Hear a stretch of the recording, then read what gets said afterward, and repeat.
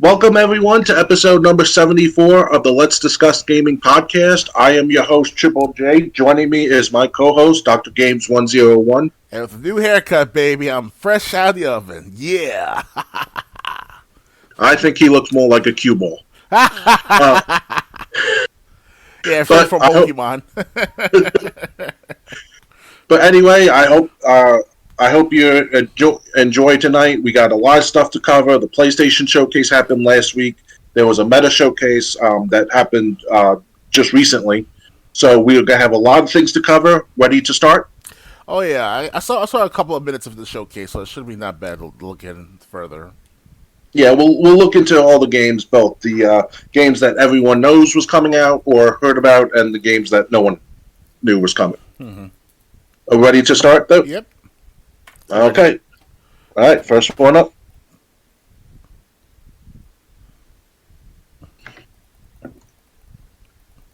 AEW Fight Forever makes its in-ring debut next month. All Elite Wrestling fans have anxiously awaited the company's first video game, AEW Fight Forever, since the announcement in 2020. That wait finally comes to an end next month. As announced by AEW star and executive VP Kenny Omega in the trailer below, Fight Forever is launching on June 29th. Developed by the former longtime maker of WWE games, Yuke's, and published by THQ Nordic, the game serves as a throwback to the 90s era AKI engine arcade-style games like WCW NWO Revenge and WWF No Mercy, even enlisting the expertise of No Mercy director Hideyuki Geta Iwashida. Fight Forever includes over 10 gameplay modes, including a career mode, online play, and a full customization suite that lets players create wrestlers, teams, movesets, entrances, and arenas. Match types include singles, tag team, three-way, four-way, ladder match, casino battle royale, falls count anywhere, unsanctioned lights out, and exploding barbed wire deathmatch. The complete roster still has not been shared officially, but here are the wrestlers we know are in the game based on previous reveals, interviews, and videos. Keep in mind that this is almost certainly not the entire playable roster. Abaddon, Adam Cole, Adam Page, Bryan Danielson, Chris Jericho, CM Punk, probably, Cody Rhodes, yes, really, Darby Allin, Dr. Britt Baker, DMD, Hikaru Shida, Jade Cargill, Jon Moxley, Jungle Boy, Kenny Omega, Chris Statlander, Matt Hardy, Matt Jackson, Miro, MJF, Nick Jackson, Nyla Rose, Orange Cassidy, Owen Hart, Paul White, Pentagon, Sting, Thunder Rosa, and Yuka Sakazaki. AEW Fight Forever is coming to PS5, Xbox Series, PS4, Xbox One, Switch, and PC. So, are you going to be interested in this game? Surprisingly, I can't believe they have Sting and who else in the match? CM Punk most likely. So it's like a big Sting, Owen Hart, Cody Rhodes. That's crazy. And that is it like a copyright issue to bring in Sting and Cody Rhodes because Sting is currently with TNA, right? And Cody Rhodes. No, Sting joined AEW. Sting joined AEW in like 2019, 2020. Oh, I see. Okay, so because he had a special match with Triple H at WrestleMania the other 5 years ago, if at least 5 years ago now. Remember? Triple J? Hello, Triple J. Yeah, you froze for a minute. Sorry about that. Got OBS had a disconnection. Okay, so as you were saying, can you hear me? Yeah, can you hear me now? Yeah, I can hear you. Okay, go on. So I was saying that I could have sworn that Sting was in TNA, and then 5 years ago he was in the WWE going against Triple H at WrestleMania, like back in 2017 or 2016, I believe. Was that 2015? Yeah, you're not. I think he came in 2014, and he had his first match in 2015. I see. Okay. In WWE. Right. I see. Okay. And he had a couple matches, and then he didn't want, and then he basically was not happy that he wasn't being used, so he ended up leaving, and then AEW got him, and he's basically happy in AEW because they let him work as often as he wants. Or since he's older, um, he can't work full time. Right. But yeah, so I mean, CM Punk, I heard he's coming back to the company, so he's probably going to be in the game also. Um, Cody Rhodes, he left, but I think they can use his since his likeness is since his like attire and stuff was different. They probably have the right to use him in his AEW persona. Right. Because I remember correctly, Cody Rhodes, he's currently with SmackDown or Raw, one of those major wrestling stations, and with WWE and all, and he's called the American Nightmare now. On these shows. Yeah. So that's pretty. Well, cool. he's been calling himself the American Nightmare since he left WWE the first time. I see. Okay. So like that American Nightmare was his. That's what he called himself in AEW and Impact Wrestling. Yeah, so I see what you mean. Okay, that's good. and I saw Owen Hart's character model. That's really amazing. Yeah, I also heard Owen Hart retired for the last almost 5 years now. So Owen Hart died in 1999. I mean Bret Hart. Sorry, I was thinking about Bret Hart. Yeah. Excuse me. Bret Hart retired back 5 years ago. Yeah. So Yeah, Bret Hart was also at the first AEW event showcasing the World Championship okay. before it had its first winner, which ended up being Chris Jericho. I see. Yeah, so Owen Hart's in the game. Yeah, so and I heard that this isn't the full list. There might be more. They got Paul White, who used to be Big Show. And what do you think about the controls? It's basically going to be No Mercy with AEW arenas and wrestling. Okay. They'll have no stamina bar in this game. Yep. Right? Yep. And you have to get yours built up until you hit a signature, and then once you hit your signature, you get to your finisher. Oh, okay. They're gonna have the same grappling. They're gonna have the same grappling system that Revenge and No Mercy had. So, if I remember correctly, Triple J, back in SmackDown versus Raw games on the PlayStation 2 and 3, especially with 2006 the 2006 version. They introduced the stamina bar into those games, and it made the match a little slower, more realistic. Because you can't just run around the wrestling ring all day long and they exactly get tired at all. So that's a good thing to have that stamina bar to include in AEW somehow, some way. Yeah, they had a showcase where YouTubers and actual wrestlers were playing the game. So, okay. It looks great. My Game Pass subscription ran out. I didn't renew it because I felt it was a waste since I haven't really had the opportunity to play a lot of games lately, like I did in months past. Right. But once reviews come out for this game, I'm expecting them to. It looks awesome from what I've seen. Some YouTubers are doing like sneak peeks so far. I might sign up for a month of gold or months of gold just so I can play this game online. And I can't wait for it. Definitely. Yeah, I will admit I'm not a huge fan like I used to be back many years ago, especially during the time of WWE's Alliance and the Attitude Era. Around that timeline, I was a big wrestling fan when I was a kid. And right now, it's like it's totally different. Almost, it's like new wrestlers, new generation of wrestlers. It's like it's amazed me that things have definitely changed over the last 20 years. Since the last time I watched wrestling on a constant basis in an every week type of fashion. So it's I'm glad that AEW is a new industry, a new company, but they have a new starting at point with their game and all coming out next month, and I hope it'll reach good sales for this game. Yeah.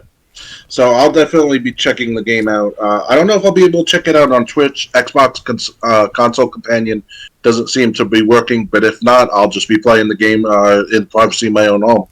No problem. Understood. Ready to move on? Yeah, ready. All right. Or I'll stream the game on Twitch if I could stream it through the Xbox One. Yeah.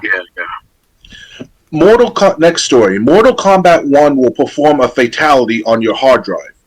The reboot of the 1993 game will carry 100 gigabytes of data. You may want to clear out some old games from your PC's hard drive because Mortal Kombat 1 will come packing a fatal 100 gigabytes of data. NetherRealm Studios and Warner Brothers Games announced a reboot of the 1993 game last Thursday and a peek into the game's listing on Steam. Hold on, I want to bring up so people can. I almost forgot. Okay, um, and that a peek into the game's listing on Steam has revealed that it will require you to have 100 gigabytes of storage space available on your PC in order for you to install it without issues. And that is provided you have the correct operating systems and don't have any other games with nearly as much or equal to the amount of data Mortal Kombat 1 has. Here are the PC specs for Mortal Kombat 11. This is for Mortal Kombat 1. This is the minimum. Requires a 64-bit processor and operating system. Operating system has to be Windows 10 64-bit. The processor has to be Intel Core i5-6600, AMD Ryzen 3100, or Ryzen 5 2600. Memory, you have to have at least 8 gigabytes of RAM. Graphics, NVIDIA GeForce GTX 980 or AMD Radeon RX 470 or Intel Arc 8750. DirectX has to be version 12, and storage, you need 100 gigabytes available space. This is what's recommended. A 64-bit processor and operating system, a Windows 10 or 11 operating system, Intel Core i5-8400 or AMD Ryzen 5 3600X, 8 gigabytes of RAM and memory, graphics, NVIDIA GeForce GTX 1080 Ti or AMD Radeon RX 5700 XT or Intel Arc A770, DirectX version 12, and storage 100 gigabytes available space. God damn. Mortal Kombat 1 will bring fans reimagined versions of their favorite fighters, including Mortal Kombat Universe creator Liu Kang, Scorpion, Shang Tsung, Mileena, Sub-Zero, Katana, Kung Kao, and Johnny Cage, who will come with a skin inspired by Jean-Claude Van Damme if you pre-order the Premium Edition. The game will also have a new fighting system, game modes, and much more. Mortal Kombat 1 will release September 19th on PS5, Xbox Series, Nintendo Switch, and PC. So, what do you think is going to happen if are you going to get this game? Can your computer even run it? No. 100 gigabytes. Intel i4, i5, and also what's the other graphics card? What kind of NVIDIA GeForce? I bet. I have an office computer, by the way. I don't have a gaming PC, so it's impossible to play that performance. Yes, I have an external hard drive up to 4 terabytes to handle storage space and stuff like that for my Steam games and all, which is right next to me on my floor. No big deal. I play Tekken 7. I had to play my old 2-rated games. But this new World Kombat game coming out this year, next year, I don't think so. I can't right now. If it's on the Xbox Series X and S, why not, right? PS5 definitely. But I'd rather just get the console to play that kind of that type of gameplay of Mortal Kombat. So, hell, even Mortal Kombat 10 and 11 are not like this. This file size. If I remember correctly, Mortal Kombat 10 I got for about, XL is called the bundle edition. It's got it for about $10, not even 15, and it was on sale at the time. So that had included all sorts of skins and characters to choose from and stuff, costumes. So it's worth it. And it was about not even 75, 80 gigabytes. So it's all right. It's manageable. But 100 gigabytes for Mortal Kombat 1? I don't know, man. That doesn't really count the additional DLCs, packs, and skin packs and costume packs you want to get later on after the release. So let's go to something like they do with Tekken 7, where they're gonna have like incremental character releases or DLC or costume releases. Then it might be worth it. Depends on how you handle the computer specs and all. But if it's on the consoles, definitely it should be no problem. So once the consoles they upgrade their hard drive space, instead of it being 1 terabyte, it'd be like Right. 2 terabytes. Make it worthwhile. So Yeah, but Mortal Kombat 11 didn't even take nowhere near as much as oh this yeah, one's going to take. yeah, Um, yeah. I got World Cup 11 for about not even $10 the other day, a week or two. So I played it on Twitch once or twice, but like in storage space, it was like what, maybe 40 hmm gigabytes. It wasn't anything. It wasn't anything like this. yeah, So yeah, so if you're planning on getting it for PC, um, then yeah, you better have a lot of space on your computer, and your computer better be high performance. I'll just hmm say that. oh yeah, If not, it's is coming out for PS5 and Xbox Series, and so I guess you could get it for one of those systems. Maybe if you're like me and you just have a normal Xbox One, you could play it via the cloud. yeah, But yeah, that's kind of insane. I have to say, oh yeah. 100 gigabytes. But anyway, ready to move on? I don't want to say too. With World Cup 1, I hear that it's going to be like a reset of not only of itself as the game itself, also the story itself. So basically, whatever happened back 10 years ago with that reboot they mentioned, with World Combat Sub Zero and that time area of those games back then, it's going to be the second ever reboot of the game itself. Because what happened was that something happened at the end of the World Combat 11, and it's going to play aftermath to see what's up, to see how it Yeah, portrays itself. So I will play. I'll do my best to try to do a gameplay streaming World Combat 11 sometime this month or next month after I finish with Resident Evil 2. But it's the point where it's like there's a lot of story gonna be entailing for Mortal Kombat 1. I hope it will follow through this time. Hopefully, it'll be the last time to reboot the series and end it, because it's been 30 years now since Mortal Kombat 1. It's the actual Mortal Kombat, the original Mortal Kombat. And I have to say, it's like they can't keep dragging on this series forever. They really can't. You know, well, as long as there's money to be made, they will. right? Understood. But yeah, if you play Mortal Kombat 11, the story mode, you're gonna enjoy it. I enjoyed what I got up to. I got like halfway through the first chapter. They made like a second story, like Aftermath or something, or Warzone or whatever. Yeah.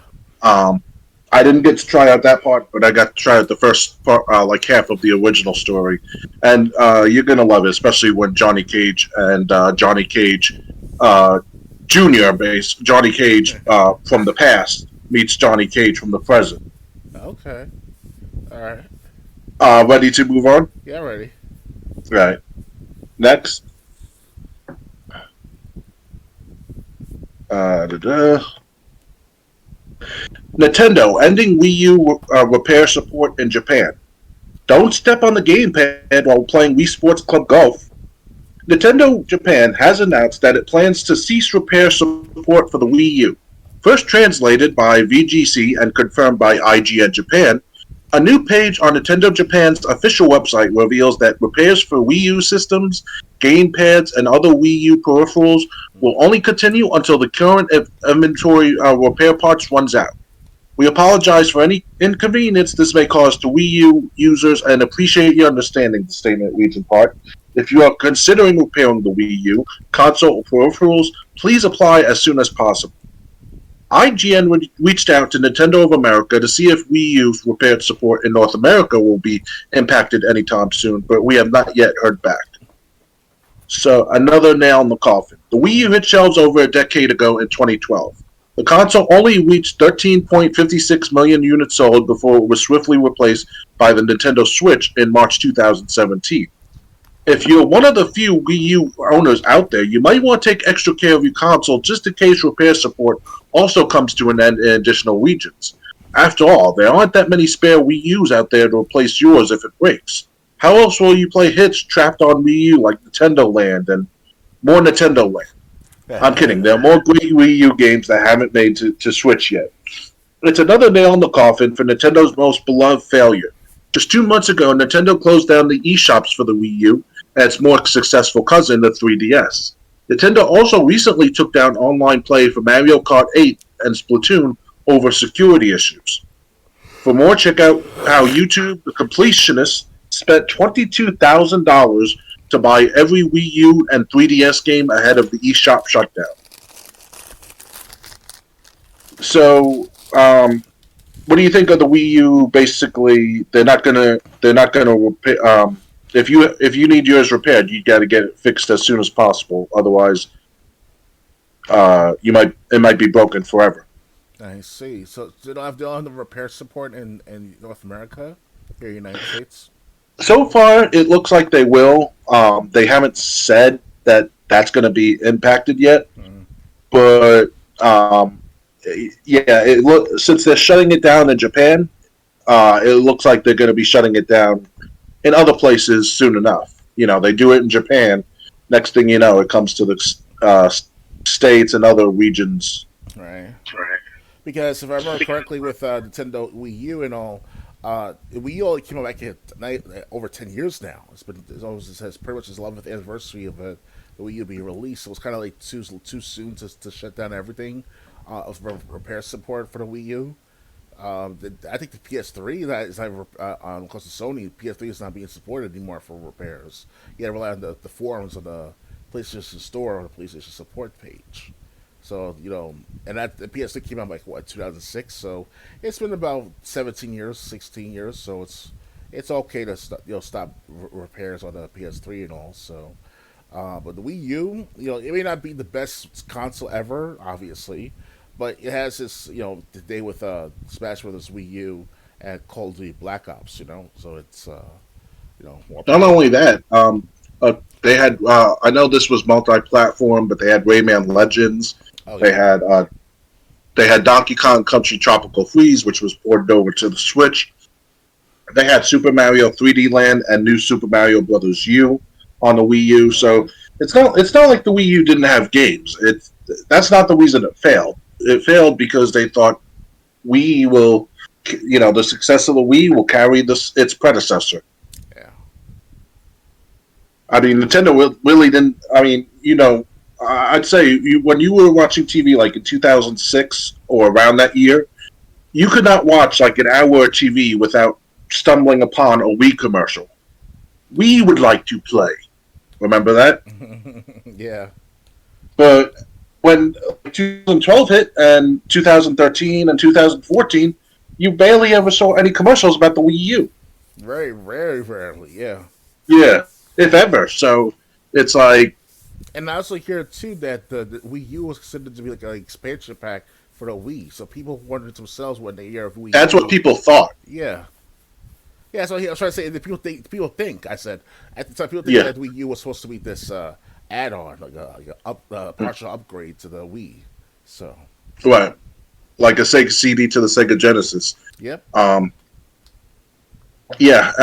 So I mean, I'll never forget at Sloman's one time. My boss was playing.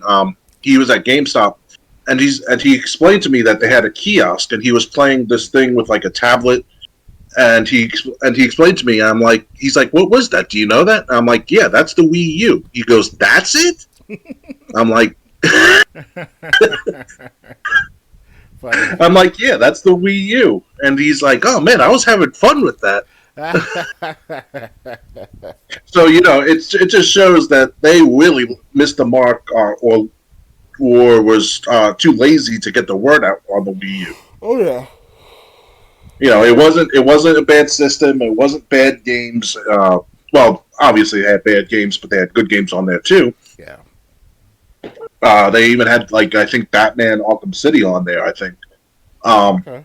so, but it was just not. It was basically they spent maybe a dime on promotion and thought, hey, the success of the Wii will carry this through. Okay. Yeah. Not so much. And last time I checked, Not, the Wii U sales were not even like 10 million at the time. Not even. yeah, So and it's now capped at 13.56 million. okay. So I mean, and I thought maybe with so many Wii U's made, it would be easy to buy another one, provided you had the money if yours breaks. Um, Hmm. I guess, but maybe not. Now it's going to increase. So yeah, if If I can say if this, yours needs go if ahead. you if you need to get your Wii U to be fixed, get it fixed now, regardless where you live. If yours is still in working condition, like me, take good care of it. Yeah, the price is going to jack up after the repairs are over in Japan. So it wasn't until North America's repair shop for the Wii U is shut down as well. And the price of the Wii U is going to go up instead of maybe like $300, $400 for a Wii U, probably be like 700 to even 1,000, even not more so, by some scalpers out there. So Yeah, so if you're gonna, so take care of your Wii U. Also, I want before we move on, what do you think of? Have you heard of the YouTuber The Completionist? I've watched some of his videos. I think I heard that name before, Completionist. I think I saw at least one of his videos in the past. Okay, what do you think of him spending $22,000 on every Wii U and 3DS eShop game God damn. to so he'd have them before the store shut down? Does he even have the disk space for all that stuff? Come on now. Uh, That's terabytes right there worth of data. God damn. I currently I have speaking of how much data I have, just on Xbox alone I have over 1,000 games on my account currently with my Gold membership and Game Pass and stuff like that. So that's a hefty value right there. But the Wii U and the Wii altogether, the 3DS, like yes, that adds up over time, but their storage space sucks. These Nintendo products will. yeah, So how yeah. I probably got at least about a terabyte hard drive that's modified with the Wii U somehow, so it to connect to the Wii U itself or the Wii itself and played. And also on the 3DS as well, having multiple SD cards, stuff like that. If there is SD cards, on the Wii That's probably what it is. He probably has like a whole box of SD cards to hold every game. I mean, SD cards, USB thumb drives are very cheap right now to buy. But if you go into the terabyte space of it, it's like it'll cost you at least $75 per storage. Especially the smaller the device, the more advanced the devices, the more expensive it is. So it's like more power to this guy. So it's like fuck it, I don't care anymore. Like fuck it, you can do whatever you want to do at that point. If you can afford all that terabyte space, all that high tech gear and shit, like by all means, more power to you. So, Yeah, $22,000 was just the cost of the games. shit. Yeah. We're not talking about hardware. What he had to do so he could store every game. Yeah, the storage space and disk drives and external hard drives and internal hard drives. You know, shit. Right. Because Xbox itself, dude, I have between my two Xboxes, I have about 8 terabytes plus internal storage space, which is terabyte on my living room Xbox and about terabyte and a half on my my bedroom Xbox. That's another 2.5 terabytes right there. So it's like that's 10 terabytes almost for me to have of just of over between 700 to 300, 400 games. So give or take, and we're not including the ones on my account altogether that I can just download too. So it's a lot of handle, you know. Right. Just on the Xbox alone for that caliber. Now this guy with the Wii U and the 3DS and all, I'm like, if he has the money, has the storage space and the transportation with the matter, go right ahead. You know. Yeah, he's got a successful YouTube channel, so Yes, very successful. you know. So I've heard from that I'm guy. guessing he has the money just from his show uh to be able to afford it all. Yeah, I haven't heard from the completionist in years now. I will admit that because I subscribe because I have a new channel that I've been on for the last year and a half. So much I can't lost track of him, but I definitely will resubscribe to the completionist. So Yeah, and I watched a few of his reviews. I like what I've seen, but he's kind of like Angry Joe in length. You know, Angry Joe can do like a 40-minute review on a game. The completionist isn't that much shorter. right. You know, you're going to be sitting there for 30, 40 minutes if you're going to watch the completionist as Break well. it down. But then again, he is very thorough. So, ready to move on? Oh yeah, I'm ready. All right, next.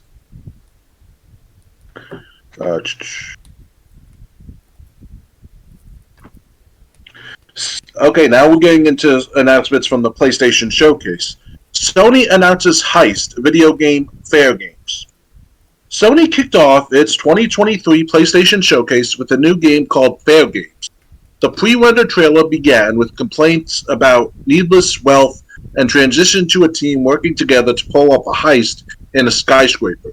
The trailer ended with the tagline take it till you make it," and QR code link to take their money.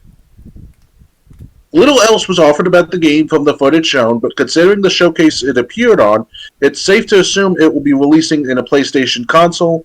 The game is being developed by Haven. Do you want to watch the trailer? Yeah, why not? All right. I mean, this sounds weird, but Yeah, I saw the trailer earlier this tonight. So oh, I didn't even see it, so that's I didn't even know the CGI trailer, not actual gameplay. right,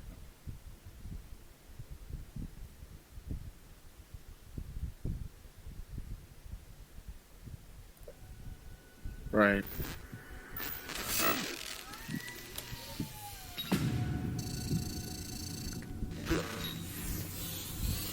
You want to know about us? Seems like everyone does these days. It's simple. Too much money and too much power is held by just a few people. And it's only getting worse. So, we decided to do something about it.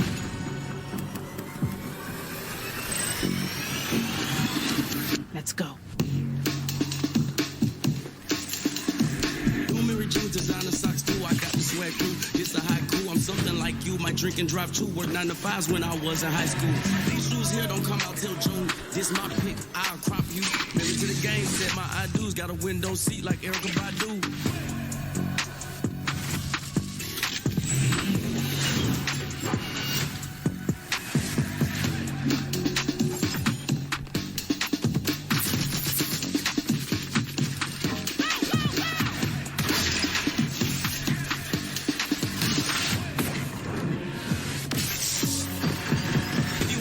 Then you can't flaunt it. Pull up Lamborghini and Sonic. God damn.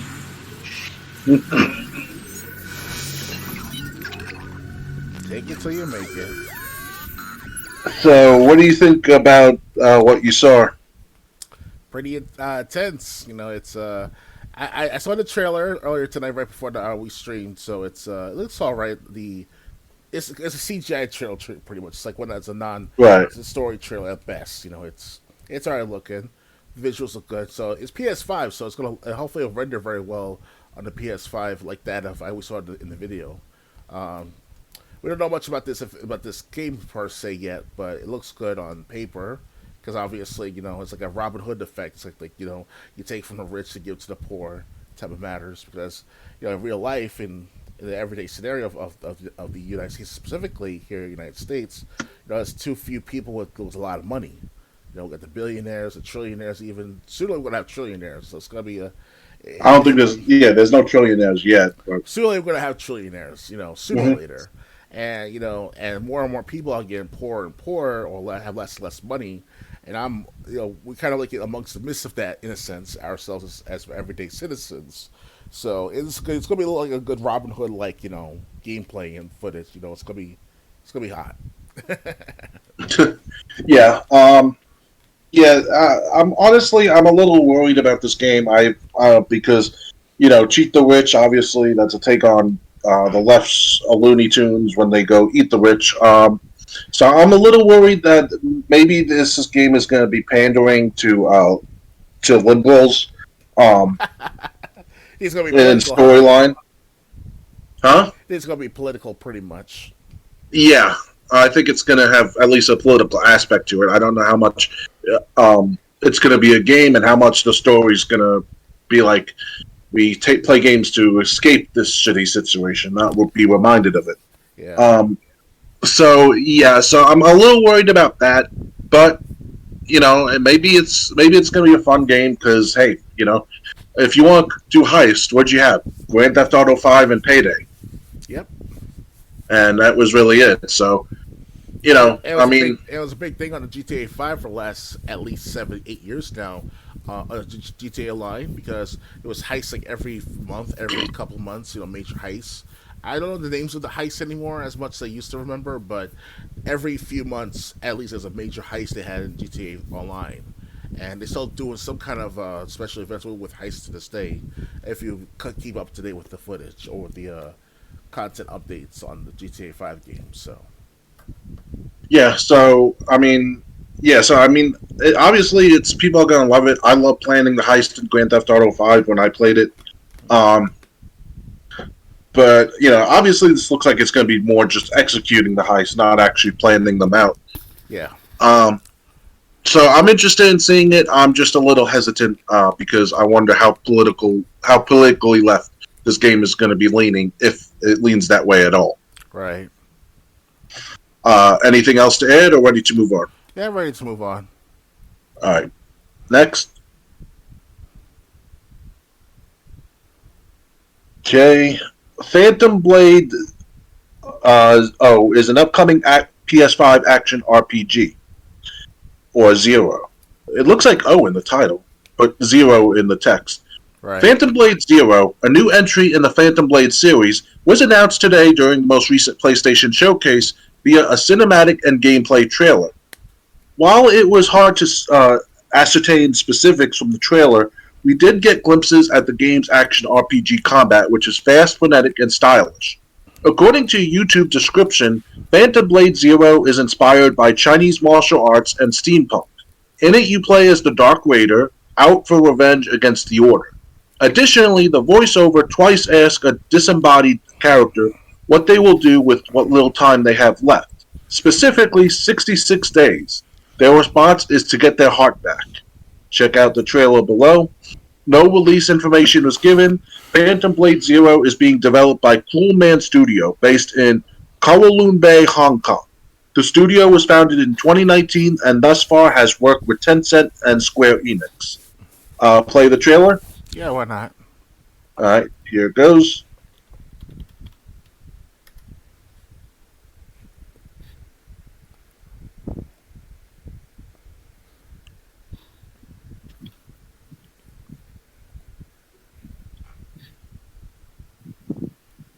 What's your plan?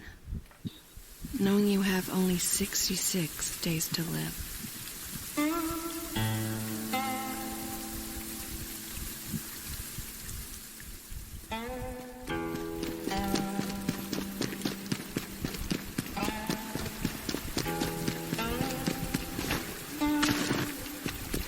Just run away?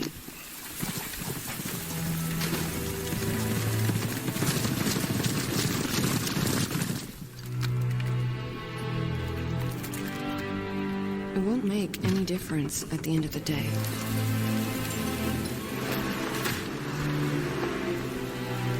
You know better than anyone else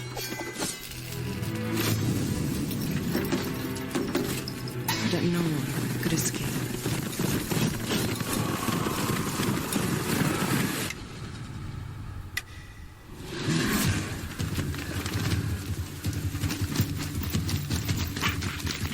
Everyone wears a mask. You too. This is a real face. He let you live? What secret did you sell him?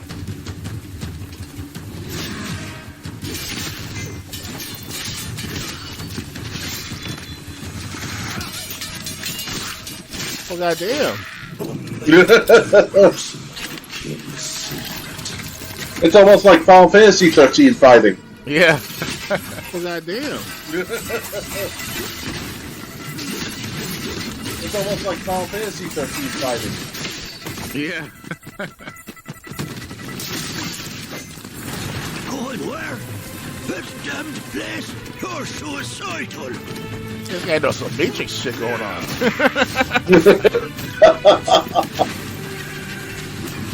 So you gotta do that in real life. One last. Yeah, really. Matrix shit going on.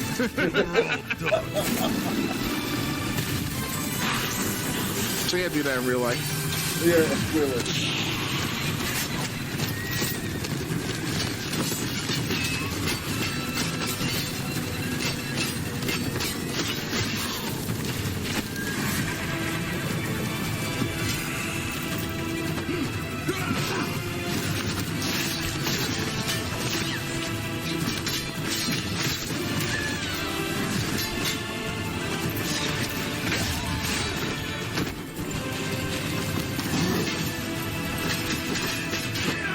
Wow. Patience is the key, Master. Wow. Patience is the key indeed. Time is not on his side. All we have to do is wait. Patience is the key indeed. Yes. Let's kill him with time.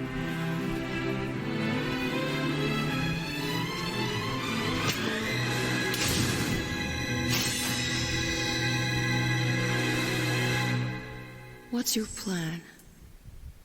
Knowing you have only 66 days to live. Wow, Phantom Blade Zero. Wow. Yeah. My heart. That's all I could really say is wow. Mm-hmm. Wow, Phantom Wow. Blade. It's not going to be an Xbox Series X and S. That sucks. Well, it could be a timed exclusive. We don't know. I mean, yeah, all these games were shown at the PlayStation Showcase. But, you know, a year or two later, you never really know. Oh, yeah. They did that with Tomb Raider, Rise of the Tomb Raider, so. Especially Rise of the Tomb Raider. Yes, so, this game, it looks awesome. It, like you said, the fighting is, like it's kind of like the Matrix. I said it's kind of like Final Fantasy 13, you know, to be fighting that fast. Oh, yeah. Kind of reminds me. It reminds me too of the fact that it's like a faster paced version of Sekiro dies twice. You know that game from the 2018, 2019. Sekiro dies twice. Mm. It's kind of like that similar gameplay, very similar to it in that fashion. Okay, yeah. So it's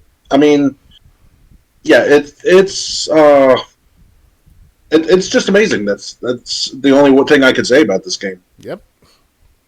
And definitely an interesting trailer. Like we said, the article said there's no release information. So, and since this game was captured, footage was captured through the engine, it's going to be a while before this game comes out. And what's the game called? Phantom Blade, right? Phantom Blade Zero. Oh, okay. All right. Ready to move on? Yeah, ready. All right.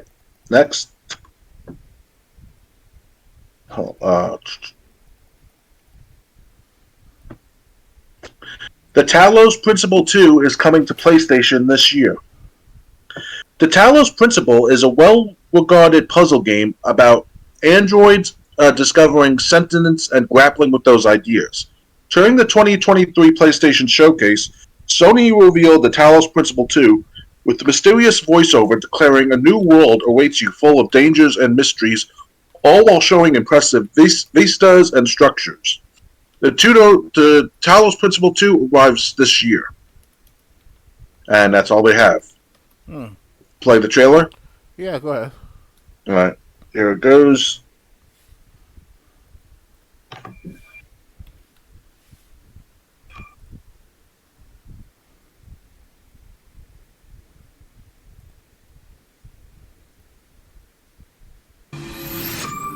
A new world awaits you, full of dangers and mysteries, signs and wonders, things that I in my garden could never have imagined.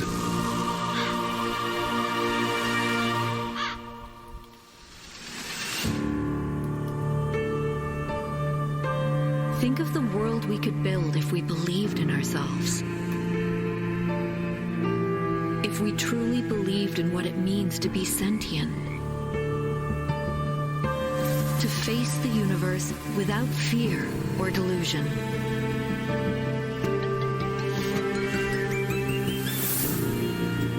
Imagine vast cities full of life and light. Great towers rising towards the sky. So much would be possible if we believe. Okay, honestly, not much explained in the trailer. Faith. What do you think? Pass is the prologue. Okay. It's looks good. All right, the presentation itself, it's mysterious though. It's very subtle for the time being. Hopefully, get more information as time progresses later in the summertime. Yeah. Yeah. Like I said, there's not much. There's really not much to talk about with that one because, unlike the other two games that we saw trailers of and read articles on, there's really nothing about this one. Yeah.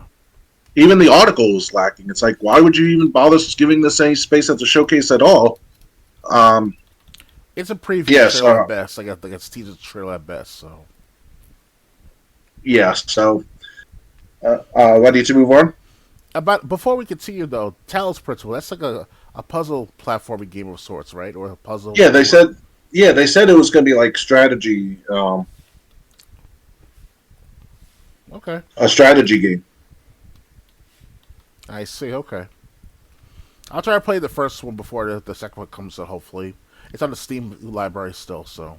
The first one okay. Yep. All right. Ready to move on? Yeah, I'm ready. All right. Next.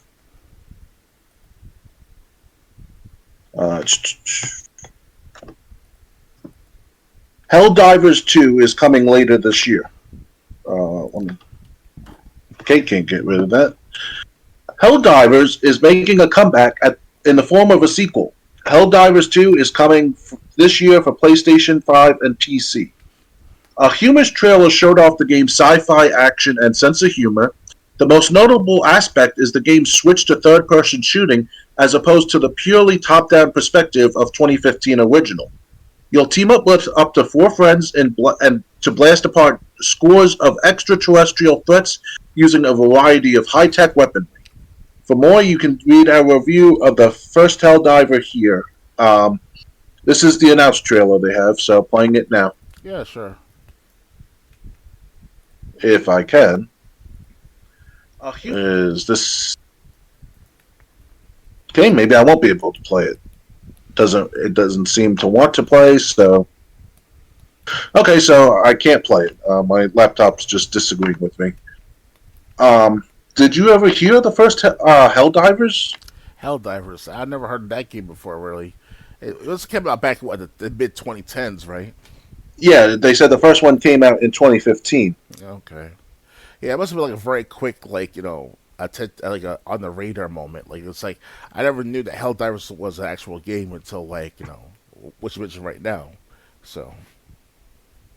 Yeah, so, unfortunately, my laptop's not letting me play the trailer. Sometimes that happens when you try to play the trailer through the article. Although the last week played no problem, so. But, yeah, so that's another game that's coming out. Could be a copyright infringement ghost of a Christmas Past, Yeah, well, I mean, you get to blast, like you said, you get to blast extraterrestrial threats away with up to 4 friends. So. Oh yeah. Well, up to 4 friends can work together. So it's gonna be it sounds like it's gonna be a co-op shooter against like aliens or something. Or it could be scuba diving. Helldivers. Everybody saw from that movie that came out earlier this year with those teenage girls and that shark and all. I forgot the name of that movie, but hopefully it's not gonna be nothing like that.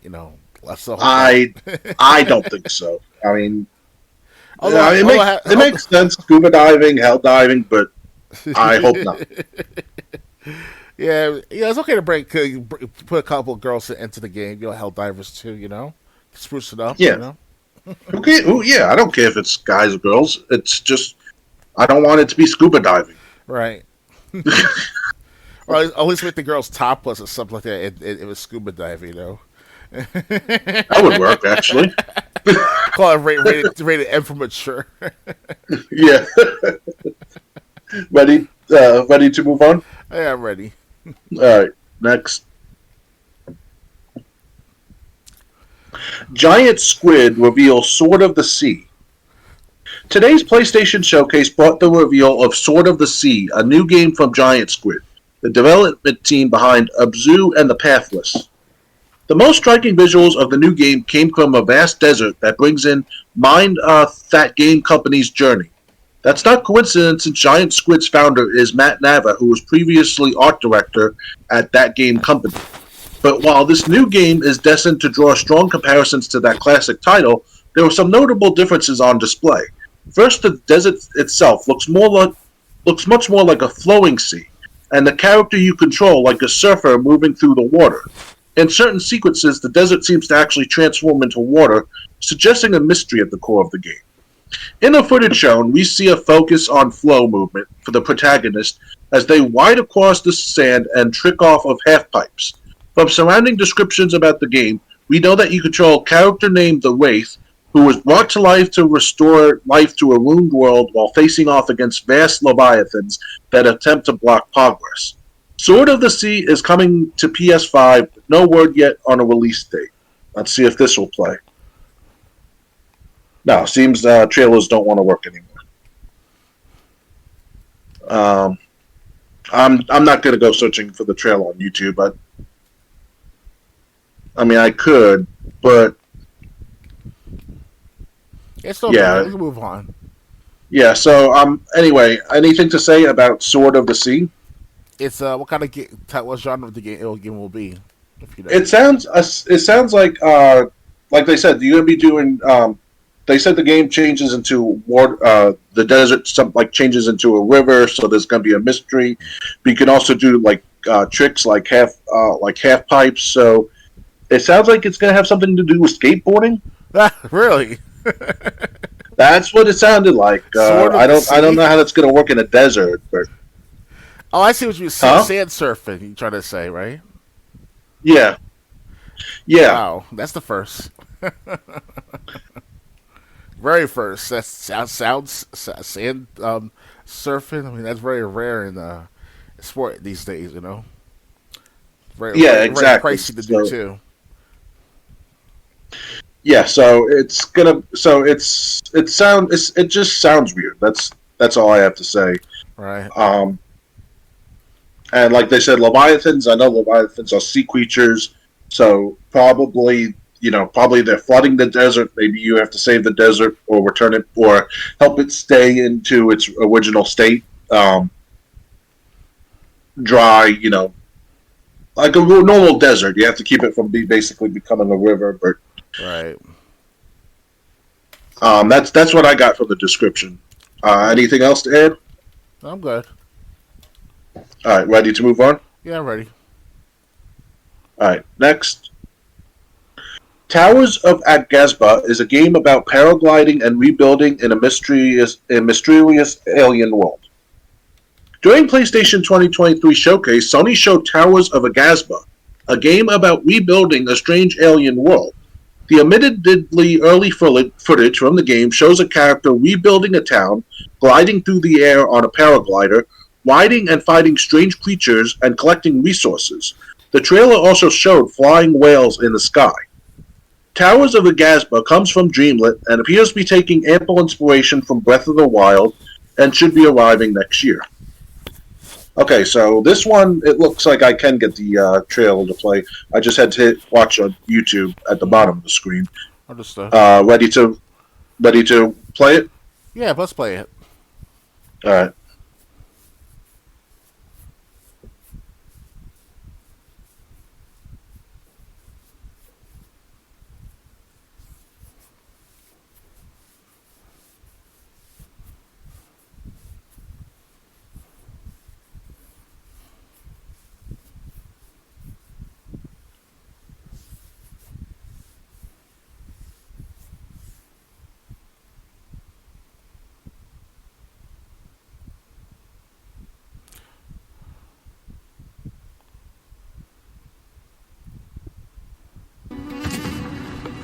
Jalur Impaton Alastulos. Onjashim Hubukaru Ulinkin. Is that a turtle? Shit, dude.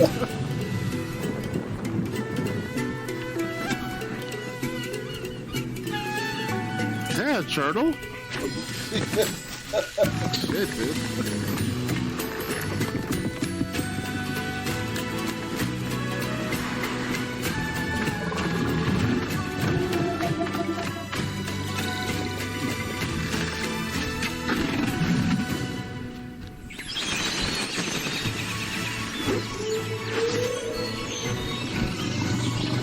That's beautiful right there. Wow. Yeah. It's like fucking air wheels. And that's the yes. Keep in mind what you saw is basically a work in progress. It's not that's not going to be the final game yet. They said the graphics are still.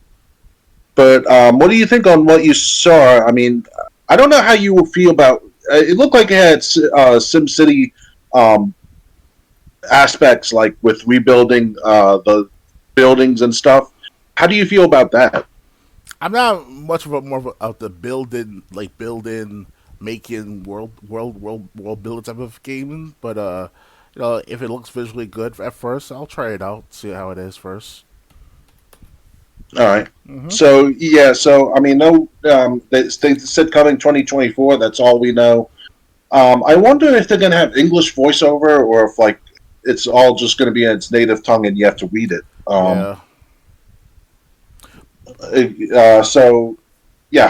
Basically, that's all we know. Basically, you're going to be rebuilding what looked like a wasteland at first. And that's all. And collecting resources, like you saw the character chopping down the tree. Mm-hmm. And that's all we know so far. Ready to move on? Yeah, ready. All right, next. This one I really want information on. Alan Wake 2 is coming in October. Alan Wake 2 had an appearance today during the PlayStation Showcase event, and as you might have guessed, the trailer left a lot of questions, but it did answer an all-important one: when the game is coming out. Here's what we gathered. Alan is trapped somewhere. Wow, that's a twist. According to him, he has to right to escape. Again, what a twist. Ostensibly, that's from the cult members chasing and attacking seemingly everyone within a 50-mile radius. Alan is writing about the police investigation into the death of Robert Nightingale, one of the antagonists of the first game. Here, the trailer splits into multiple perspectives, that of Alan and that of two investigators, one of which is voiced by James McCaffrey of Max Payne fame, which Remedy also developed. Notably, we see that we'll play at least two different characters in Alan Wake 2. Alan, of course, but then also one of the investigators, a young woman named Saga Anderson. The trailer closes with the game's release date, October 17, 2023. Alan Wake 2 was originally announced back at the Game Awards 2021 via a cinematic trailer. This is the first time we've seen the game in action. Okay, so, I was making fun, that's a twist, that's something we haven't seen in Alan Wake before. But I mean, at the same time, Alan Wake 2, it's like, ooh, I want to see this. So, all right, let's check out the trailer, and then we'll talk about it. Because this should have gameplay in it. Oh, definitely.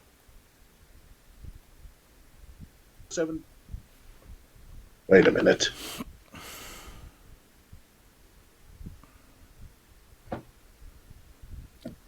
Okay. Now, here's the trailer.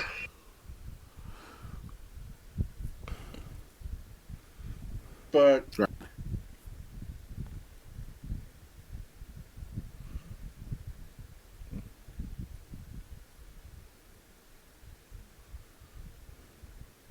should have gameplay.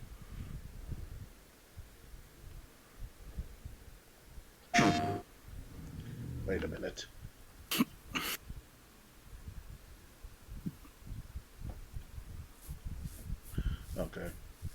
Okay. Now I'm trapped here. Use the trailer. In this nightmare. I write to escape. Every word is a step forward.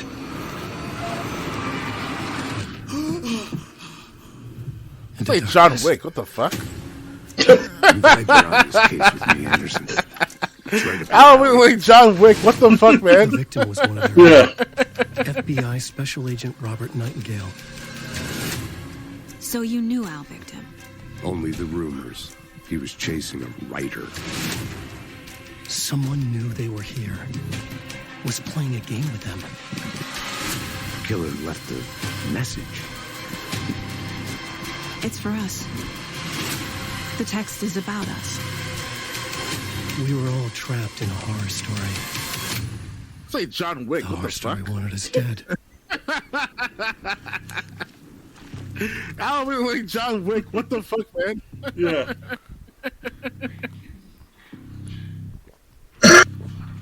All right. What'd you think of that trailer? Still watching it. Oh, okay. Oh, wow. Something I'm forgetting. Something important. Something's not right. Easy now. First things first. What's your name?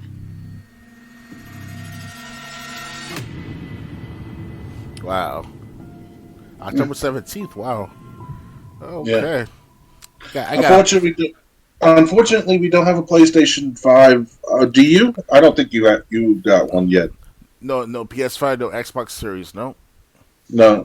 Yeah. So, but then again, like I said, for all we know, Alan Wake could come out. 2 could come out for a year and then arrive on Xbox. Or it could be cloud streaming, if ever. Because they did it with Redfall. Because Redfall's on the Xbox Series X and S, but you get cloud stream on the Xbox One for that game. So I'm sure Alan Wake 2 will be like that for this matter too, for cloud streaming as well. Hopefully. Yes. So I mean, at least we'll be able to play it that way. I have to say though, it looked interesting. I don't understand the new John Wick looking Alan Wake though. I mean, this is a far cry from how he looked in American Nightmare. So, yeah. But other than that, you're going to be able to play as a second character as that woman detective. Yeah, the FBI agent. Yeah. Yeah. So it looks like it looks good. I'm interested. I don't know about you. It looks visually good, you know, something of an upgraded approach to the Alan Wake series altogether. Because I did play Alan Wake 1 sometime last year or two, and then I played American Nightmare many years ago on the Xbox 360. So it's both on Xbox 360 games, of course, but the Alan Wake was part of the bundle with Quantum Break. If you bought it on Amazon for about $9-10 at the time. That's how I got Alan Wake. That's how I was able to play Alan Wake the other year or two. So I did a recording of it too back then too on the Xbox. Yeah, have you played YouTube? Have you played it since then? No, I will admit that I haven't. Last time I played Alan Wake 1 was back about 6 months ago for a few minutes. So I can't say much for the time being. How good of it is altogether yet? The first Alan Wake, American Nightmare. I did there was a demo of the matter, if I remember correctly. Or a trial period of a game, so it's both games are good. Alan Wake American Nightmare. It was basically like a downloadable. What's it called? I'm sorry. Hold on. I think like a rainstorm just started. All of a sudden, I heard something like hitting the house. Right. Anyway. Yeah, that's probably more like it. But anyway. Yeah, Alan Wake, American Nightmare was basically, you visit 3 different locations the same time over in the same order. Mm-hmm. And that was the entire game. So it was pretty short, just took maybe 2-3 hours to complete. Yeah.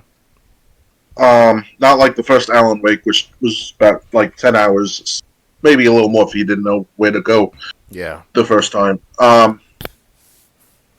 Yeah, but I mean, he looks completely different here. And the thing is, I want to see in the story I want them to explain what happened since American Nightmare. Because American Nightmare, you returned to your wife, you were no longer missing. So, how did you end up trapped again? Unless he had another relapse in his mental health state, you know. That could be it. Yeah, we don't know. So this is all speculation. This is all questions we have. Because Triple J, if you think about it, with the first Alan Wake game that came out, in my perspective, I see that Alan Wake was going through like a mental health episode, because I experienced that back in the day, back when I was on the hospital. He was going through writer's block. I'll tell you what I remember about the game.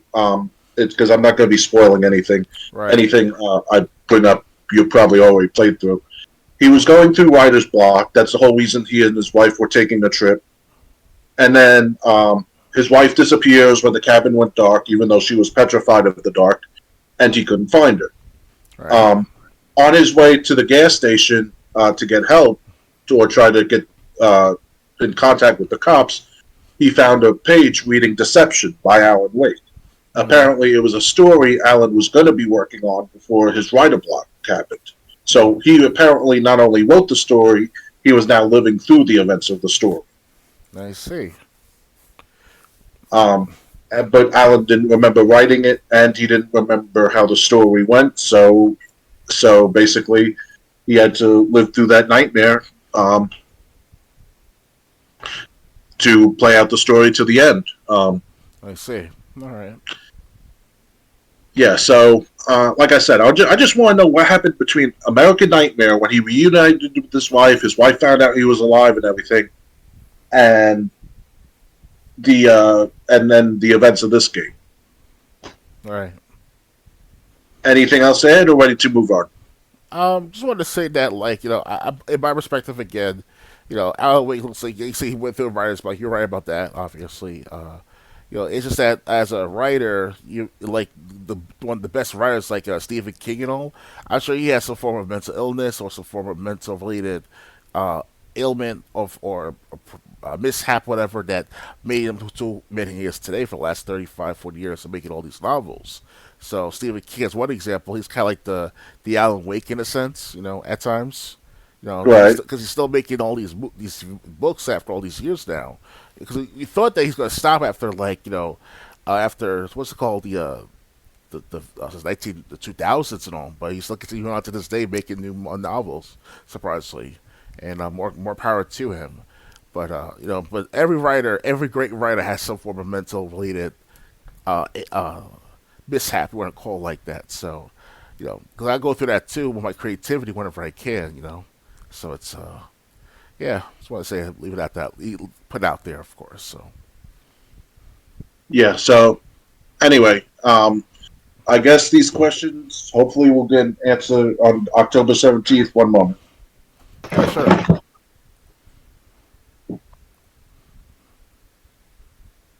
What's going on? Oh, okay.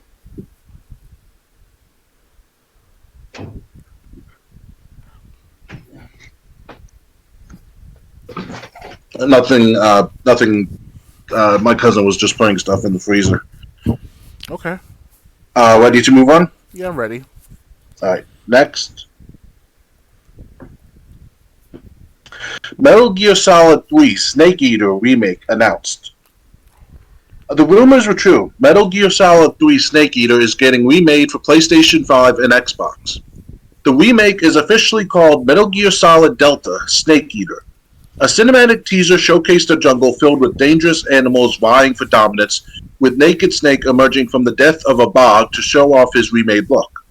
Originally released in 2004, the title is a 1960s-era prequel to the Metal Gear series that tells the origin story of Big Boss and lays the groundwork for the entire Metal Gear fiction.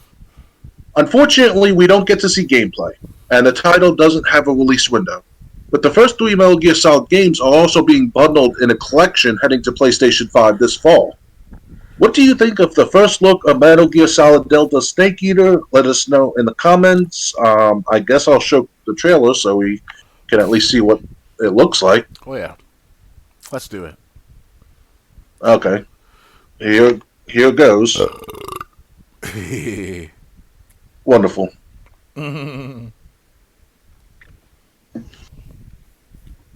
Not actual gameplay footage. Obviously, as always. The title doesn't.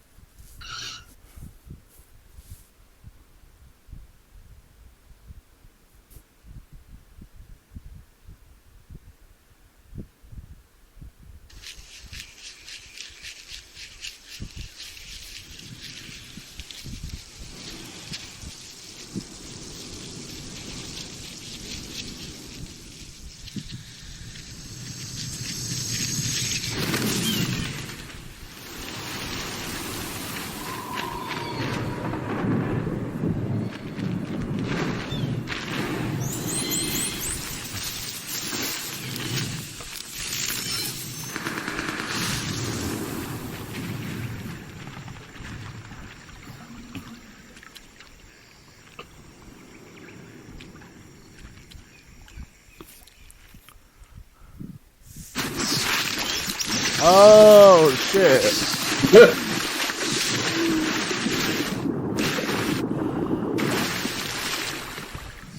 Oh shit!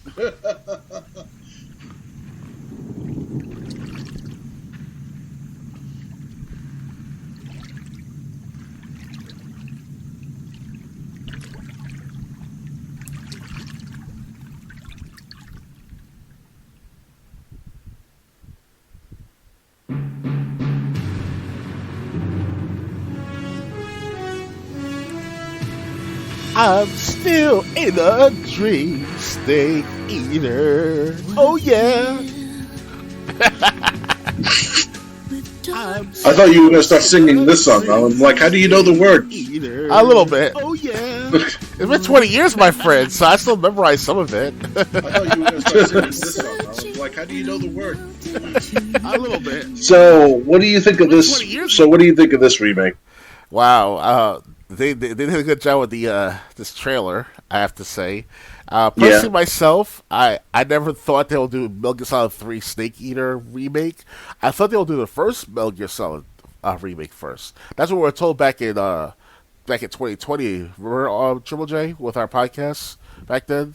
That we thought they were going to do a Metal Gear Solid 1 remake. And obviously, they ruined my plans now. You know, I really liked it. I was anticipating for the first one though. That I want to do a trilogy build remake, at least that, you know. Right. Yeah, I was expecting, I was expecting one to be remade at first, but I had no idea that they were going to make. I had no idea that. Excuse me. I had no idea that this is what they were planning. Yeah, it's not a major letdown. It's just that you were expecting the first one to be first and foremost, but you know it's because I thought we would have hear the Psycho Mantis scenario again, like where it's like, I see there was on Pornhub the other day, you know. You never know, right? Like that. Like I want to see something like that, Metal Gear Solid 1 remake,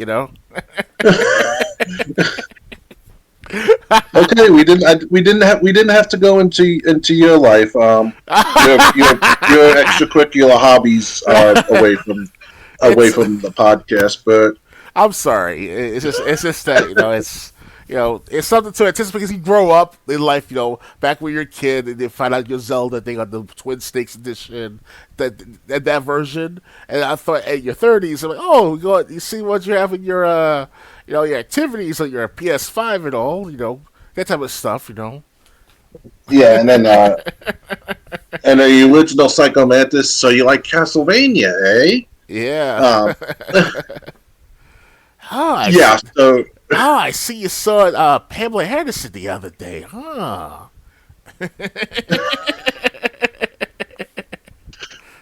Go ahead. I'll just let you keep going, so we can learn more about you, what you do when you're not on the podcast. Hey, you never know, right? It was Pamela some Anderson. people. Yeah, Pamela Anderson. I think that shows our age right there. Yes, children. Sorry, children. Okay, I don't have anything to say. All right, Metal Gear Solid 3. Before I completely forget what we were talking about. We were still in the dream Snake Eater, Yeah. It looks great. Like I said, I don't know why they chose this one. I definitely would have thought, Metal Gear Solid 2 is a mixed bag. Some people like it, some people hate it. But Metal Gear Solid 1, I'm surprised, when was the last time they remade Metal Gear Solid, the first one? 1988. So the only remake was the GameCube? Yeah. The original Metal Gear Solid 1 came out in 1988. Twin Snakes came out back in 2004, 2003, give or take. So that's on the GameCube only, though. And that was the last time they remade Metal Gear Solid? That's correct. Okay, so, yeah, I'm surprised. Why jump all the way to 3? Either start over or at least pick up where you left off with 2. I mean... Well, let's make a trilogy of all 3. I won't wait another couple more years. They're going to make a PlayStation collection. We'll be getting into that later tonight. That's good. Okay. Um, yeah. Anything else to say about this remake, or? Yeah, I just played. I'm still doing a gameplay of full gameplay on my YouTube channel. It's Snake Eater, so it's like it's like a nostalgia of what I'm going through with the game, particularly over the last few weeks now, a few months almost, and I'm up to part 4 now of the gameplay footage. So it's good experience. You know, see Eva with her, you know, taking off her dress and stuff like that. You get to see Ocelot, you know, doing his stupid antics with his guns and all. So it's you know, it's funny what he was going through at the time, Ocelot. You know, because he wasn't like this in the first Metal Gear Solid when he appears when he comes to get staked. Yes, he didn't lose his hand at all, but he was a serious, you know, marksman. But Yeah, but I mean, he was a lot more seasoned in Metal Gear Solid 1. Oh yeah, in definitely. Metal Gear Solid 3, he was a young soldier. In Metal Gear Solid, he had like a few decades under his belt, basically. Yeah. Yeah, but that was pretty funny when Ocelot was going through Metal Gear Solid 3 with Eva and all. Trying to flip the gun, and like he dropped it. Yeah, and even just that fucking motorcycle trick with on Ocelot's face and body and shit, that was fucked up, you know? Yeah, Action so pack right there. That was good. Alright, so ready to move on? Yeah, I'm ready. Yeah, I'm ready. Alright. Next. Dragon's Dogma 2 gets first gameplay footage on PlayStation Showcase.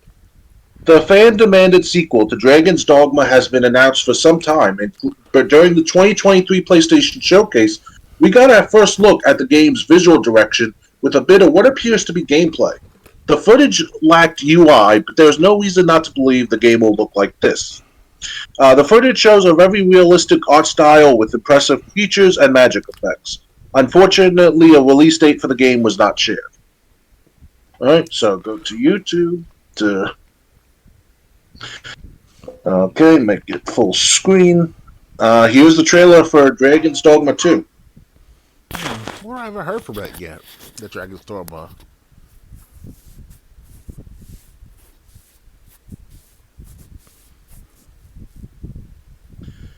Okay, make it full.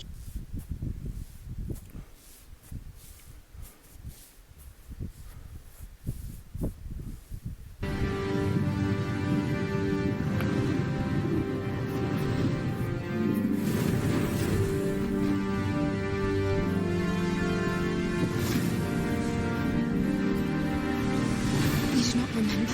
Then have you forgotten that you protected me from the dragon's flames? You need only believe in your own destiny, Arista. Of course, that begs the question. If he's a mere mummer, then where might our true Arista? Empress Nadinia's life is in your hands, Sir Arista. Praise be, for only the Sovereign's guidance can lead us true.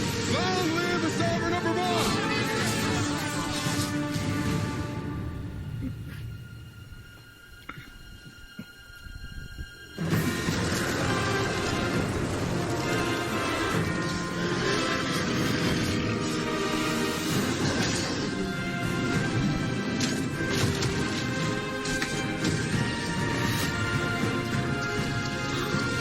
Hey, Medusa. Yeah.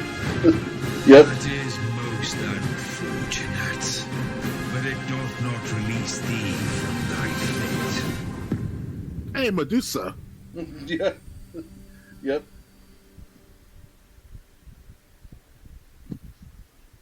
Guess I'll set date to release, huh? Nope, not yet.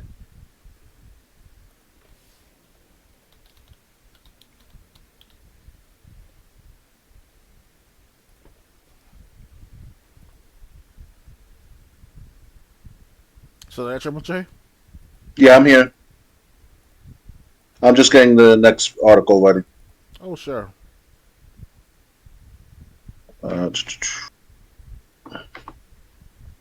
Which is, by the way, okay.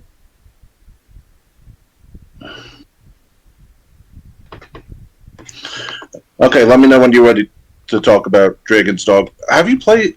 I guess you're ready to talk about it. Yeah, I'm ready. Did you play the first Dragon's Dogma? Unfortunately, no, I never heard of it until now. Okay, I think I played some of it. If not that, it was Drake. I'm thinking of Dragon Age instead. Mm-hmm. So I might be getting the two confused. I never completed it, that's for sure. But yeah, the gameplay looks awesome. But it's just I'm a little weird with the characters. Like you saw the female character saying, you were protected us last time. Okay. So I guess it's not really clear. Like the battle line being drawn in the sand. It's not really that clear. It's like, what is it? Someone you trusted, or someone that like did protect you, but now they're the antagonist? I mean, it's more questions than answers. The way I feel. Yeah. But yeah, the Dragon's Dogma is definitely separate from Dragon Age. So far, yeah, Dragon Age I played the other year or two. I will admit that. So I did the gameplay of it for the first 40 minutes of it on here on my YouTube channel. So it's it's all right. That's obviously Dragon Age, but Dragon's Dogma I never heard of it till now. Unless I saw gameplay of it back during the showcase. But I never actually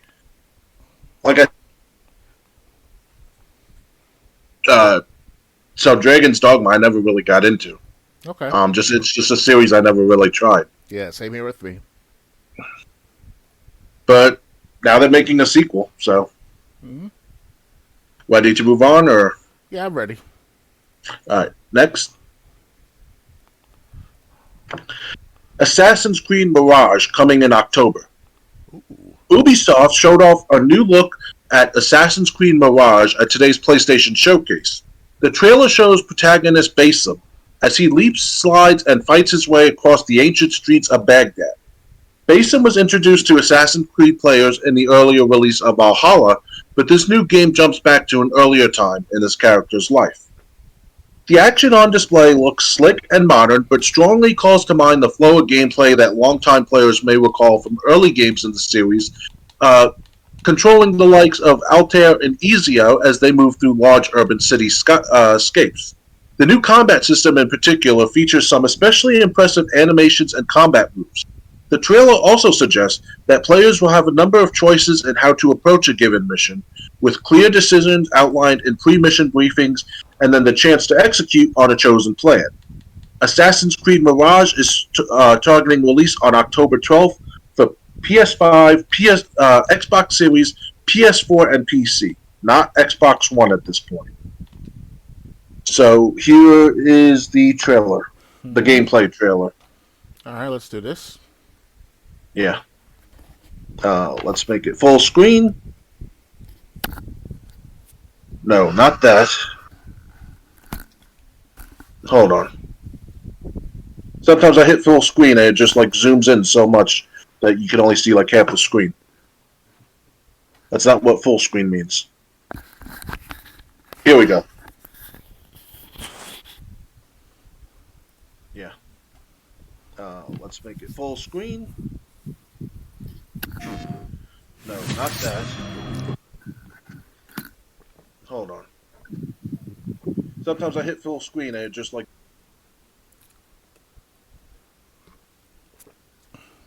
That's not what full screen... Here we go.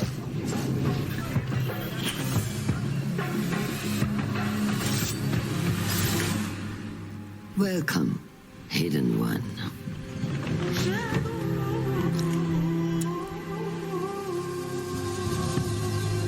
You have died and been reborn.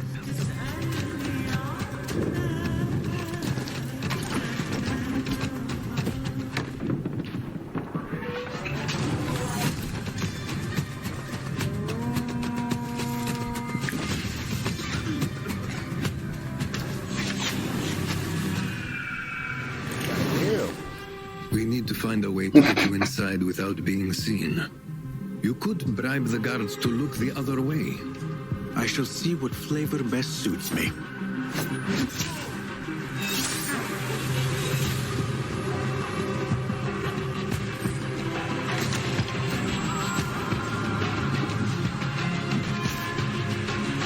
Embrace the fear. Quiet it. Find the stillness. And let's go.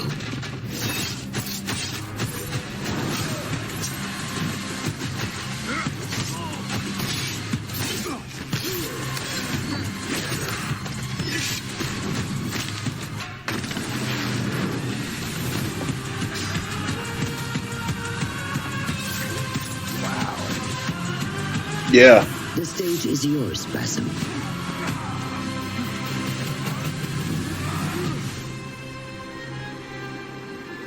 We will be watching. Mirage, October 12th. Okay. Yeah. I have to ask though. What do you think about this? Because, you know, like I've to be honest, when it comes to Assassin's Creed, I've really been disappointed by Odyssey and Valhalla. So I don't know how I'm going to feel about Mirage. Have you played Odyssey or Valhalla on Game Pass? Valhalla had a free to play access for a couple of days during the weekend back last year. So I played a gameplay event on my YouTube channel as well. It's all right. Valhalla's not the best Assassin's Creed, I will admit that, but it's all right to play the Valhalla Assassin's Creed. Story driven, of course, takes the matter. But after that, I stopped playing the. They never played on get a Valhalla copy. So, Origins. How about Odyssey on Xbox One? That was on Game Pass. Yeah, Origins, Odyssey, I never got a chance to play yet, especially those two games. Mirage, looks like it's going to be going back to the roots of Assassin's Creed, I believe. Because based on the trailer, it looks like they're going back to what was once like on the trilogy of Assassin's Creed 1, 2, and 3. I personally played the most was Assassin's Creed Black Flag, even though that's the most I played so far. It was up to like 3% so far in the game. I will admit that. And that's back 10 years ago. This next year, so because I got the Assassin's Creed Black Flag bundle back in Christmas of 2014 as a Christmas gift for my mom. So thanks to her, I was able to play some of the Black Flag at first. So it's all right. Assassin's Creed franchise. Just that I think they just like reduced out the frequency of their releases of Assassin's Creed. They like slow it down very, very much because there's only so much timelines you can choose from to have the Assassin's Creed to be Assassin's Creed. So, no, they're finding new ones. Surprisingly. Let's want to make it a modern approach where it's like, Tokyo, Japan, 1987, some shit like that. Like, that's going to be like, they should do something like that, try to see how well that Assassin's Creed can be like in the modern world, That'd be nice to see that. Yeah, because Syndicate, one of my favorite Assassin's Creed games, like, the person that went through the Animus was like in the 1950s. It was like World War II time. Yeah. But when you played as Evie and Jacob, you were like in the 1920s. Yeah. So I mean, you're gonna be in ancient Baghdad in this one. So. Oh yeah. Again, that's a location they've never really done before. I have to, not that I remember. And if they do go back to the older Assassin's Creed games gameplay, I want them to do another game like Rogue, like Syndicate. Include the gameplay from those games. Make the gameplay like from those games, not go all the way back where stealth was required. Yeah. So if they do that, I'll be happy. But like I said, I've just been disappointed with Odyssey and Valhalla. I used to like Assassin's Creed.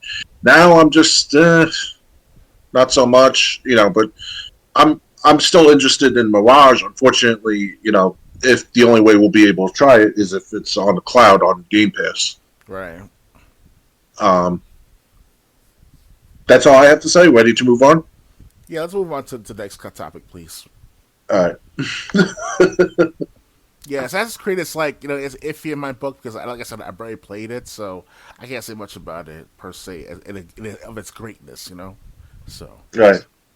All right. PlayStation announces Remote Play handheld device. During the PlayStation Showcase event today, the company announced Project Q, its eternal name for a handheld remote play device. Check it out below. Details are scarce as of writing, but we know it'll allow you to play games installed on the PS5 over Wi-Fi to the device, except for VR games. Project Q will have an 8-inch screen and the shape and features of the PS5's DualSense controller. Additionally, the company revealed PlayStation wireless earbuds compatible with PS5s and PCs and smartphones via Bluetooth. No further info was given, but more details are expected to come in the near future. What do you think of this new hardware, basically? PlayStation should just stop doing hardware altogether of handheld games. It's the PS Vita didn't do so well, I hear. Of course, Right. good sales altogether with Killzone and things that matter, but the overall sales altogether in the long term was not good with PlayStation Vita. So I'm very surprised that PlayStation want to do another handheld game. Of course, they did well PSP in the past. That's like over 15 years ago before the advance of the smartphone came to fruition. So by the time the smartphone came out, and was mainline in the consumers, what's the point of having a handheld game after a while for each console game? So it's something where it's useless or unnecessary to have a console handheld driven device. To me, it's like PlayStation should just hold off on that stuff for a very long while. And Xbox didn't do that. Of course, they have their own little attachments of the cloud game and the PC game and things that matter. So it's kind of like, you can have your own controller connected to like your smartphone with the device at hand. So that's not really necessary to have an Xbox handheld device. Nintendo Switch obviously is built in as a handheld device, so it's especially the light version of Nintendo Switch. So they're okay in that department. They're doing well with those sales. But yeah, PlayStation, Xbox, they gotta stop try to mimic Nintendo, because Nintendo knows what they're doing. So Yeah, I mean, they're making this handheld. It's obviously going to be for PS5 games, except, like they said, no VR games will be included. But it's going to basically, it sounds like you need a PS5 just to enjoy this device, because it takes what you had on the PS5 and downloads it to this mobile device over Wi-Fi. Yeah. What happens if you're not near Wi-Fi? What happens if you're like on the bus or something? What happens then? Well, at this rate, if you live in New York, especially now for the last several years, there's Wi-Fi almost everywhere in every public area, like the parks, courtyards, and food courts, stuff like that, malls. So this is a big project that was going on since the last 15 years now. I read a newspaper many years ago saying that they're going to expand Wi-Fi throughout the Long Island area, especially in state parks of Long Island. So it's like the most major cities that have like Wi-Fi almost everywhere you go in the city, free or not. It's pretty good. So PlayStation isn't the right timing for putting a handheld device out there for the Wi-Fi purposes, but the overall long-term longevity of the device is kind of like, is it really necessary to have a handheld PlayStation device? Yeah. Sony already has many devices that they've made over the decades, but right now it's kind of like the smartphone took over on everything. So for most people. Yeah. I still got my PSP over there, my Nintendo DS Lite over there. So this sounds cool. Like you could, as long as wherever you are has Wi-Fi, you could log into your PlayStation 5 account and play games on the go. Okay. That sounds awesome. But I'm just wondering, how much is this going to cost people? And while it sounds cool in theory, how many people are really going to care about it? Yeah. Ready to move on? Yeah, I'm ready. All right, next.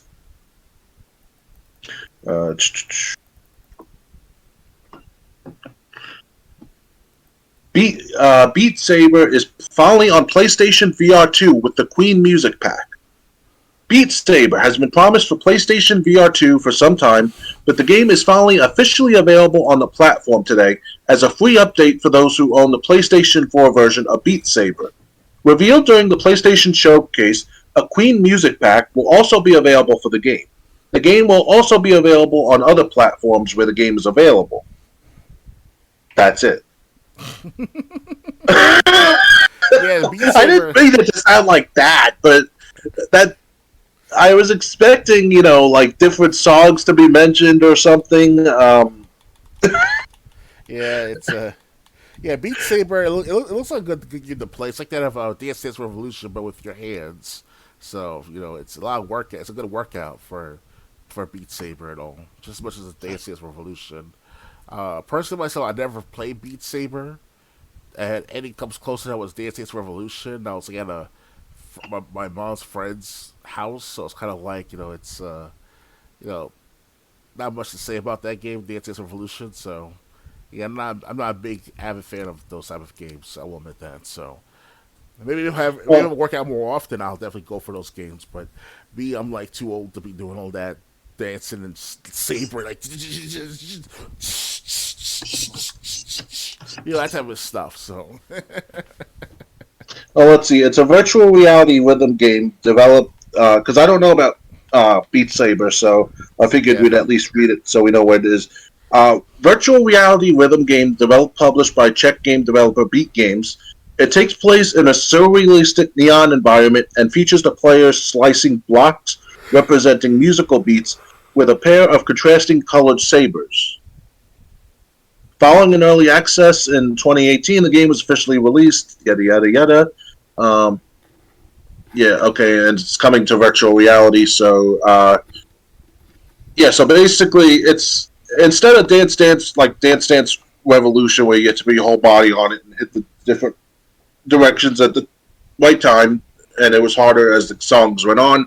This, you're slicing colored blocks with different sabers, so maybe, you got something like your two hands up, like you're holding swords like Leonardo from Ninja Turtles, and you're slicing blocks. I guess to keep the song going.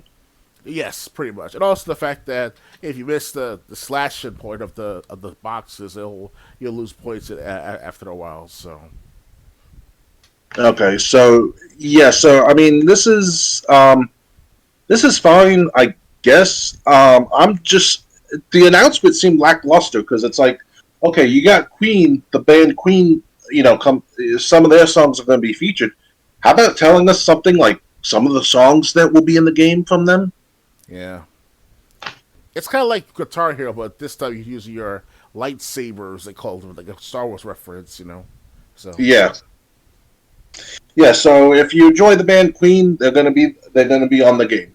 If you play Beat Sabers, ready to move on? yeah, let's do it.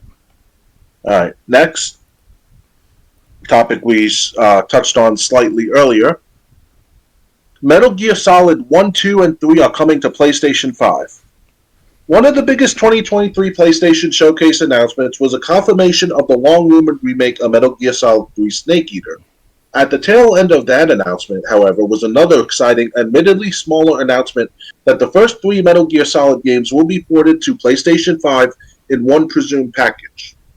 The single image above appeared at the end of Metal Gear Solid 3 Snake Eater remake teaser with the words "Sneak back into the original games on PlayStation 5" with an autumn 2023 release window.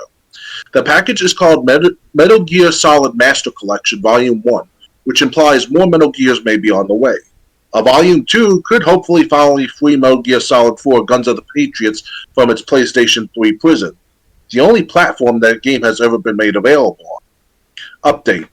According to the game's listing on the PlayStation Store, the package will also include the original Metal Gear and Metal Gear Solid 2 Solid Snake. Here's how the listing of included games is worded on this page.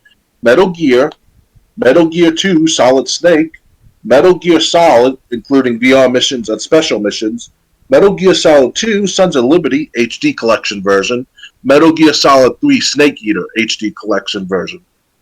So this Metal Gear is going to have 5 games in its collection. Since you're a big Metal Gear fan, what do you think of? Are you interested in anthology that's coming to PS5? Or at least the Personally, myself, I do own all 3 Metal Gear Solid games: Metal Gear Solid 1, 2, 3, as well as Metal Gear Solid 4 Guns of the Patriots. Thanks to someone donating a PS3 to me that's compatible with PS3 and PS1 games. I played a gameplay of it last year on my channel as well, and it's good. All 4 games are good. every game that came out, Metal Gear Solid 1, 2, 3, and 4 was getting better and better and better, more excited, more action, more story driven. And I did a little research on the story of Metal Gear Solid series. Unfortunately, I never played Metal Gear 1 and 2 that came out for the Super Nintendo, or the Nintendo, excuse me. Regular Nintendo. Yeah, regular Nintendo back in 1987, 80, 89, give or take. And, it's going to be expensive. It's how to find those games altogether. So. Well, no, they're going to be in this package for PS5. Metal Gear 1 and 2 especially? Really? Yep, Metal Gear and Metal Gear 2. They're renaming it Solid Snake when it was originally Snake's Revenge. Oh, okay. All right, perfect. So I'll definitely look up Metal Gear 1 and 2 for the PS5 and see. It's going to be an HD port, I bet, for it too, right? They said, they said at least 2 and 3 will be the HD collection version that was on PS3 previously. We're talking about Metal Gear 1 and 2, though, right? Metal Gear. I was talking about Metal Gear Solid 1 and 2. Okay, I'm referring to Metal Gear, though. The Nintendo. I'm not sure. Okay, then.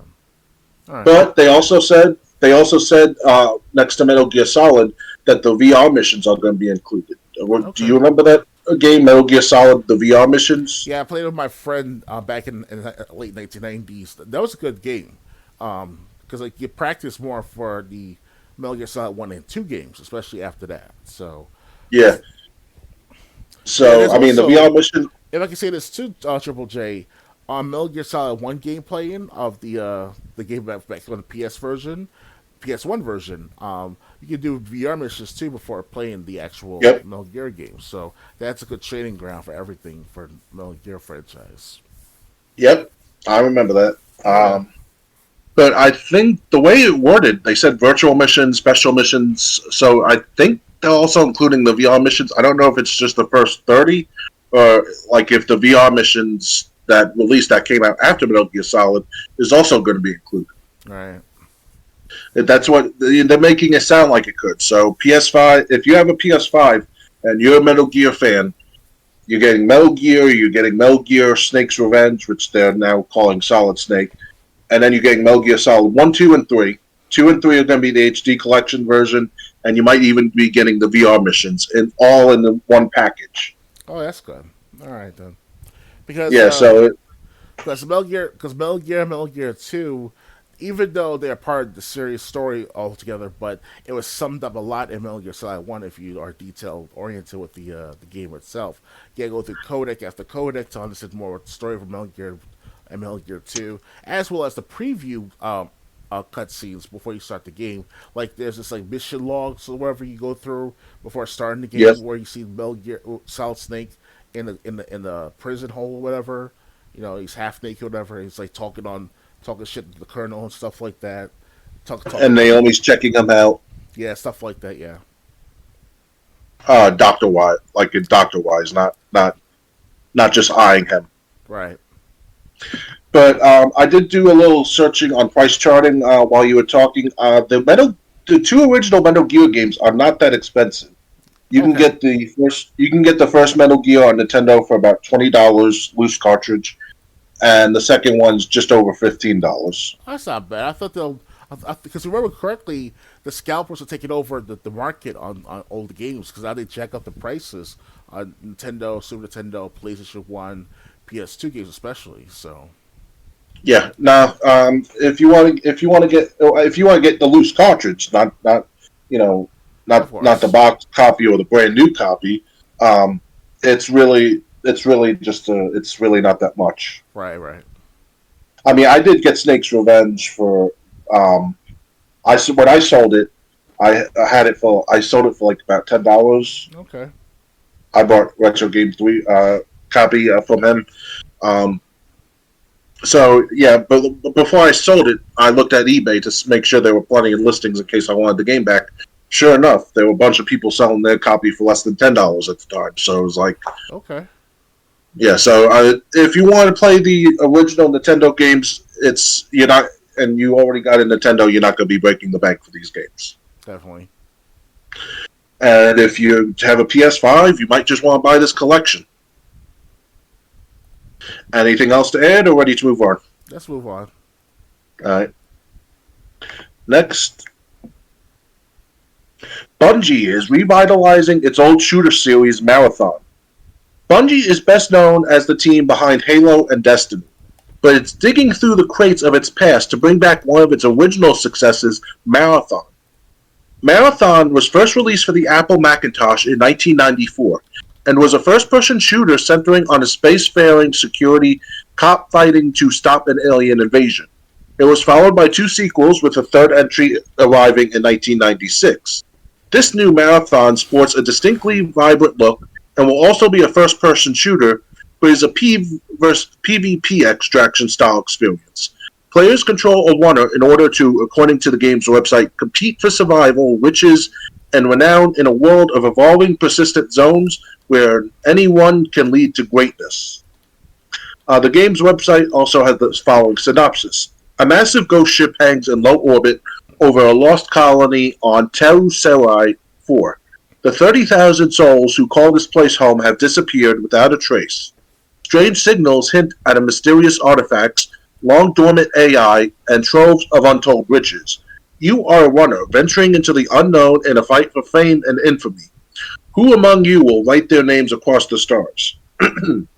Marathon is coming to PS5, Xbox Series, and PC. It will support cross-play and cross-progression, but does not have a release window. Do you want to watch the announced trailer? Yeah, let's do that. Okay.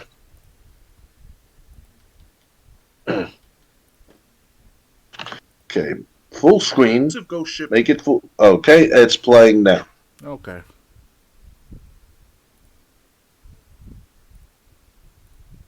Dormant AI.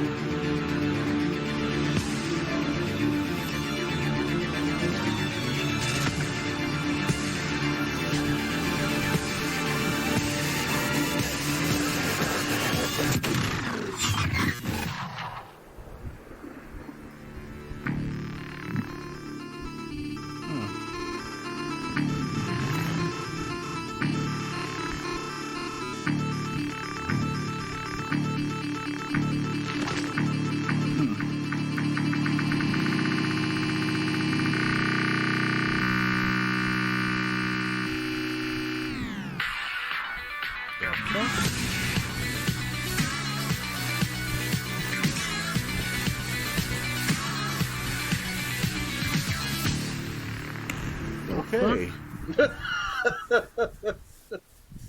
All right, then. Triple J, can you hear me loud and clear? Hello, hello. Hello, Triple J.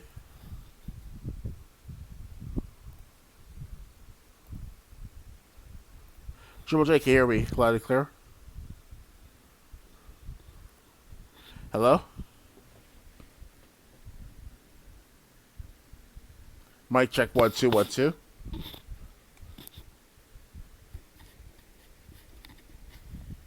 Hello.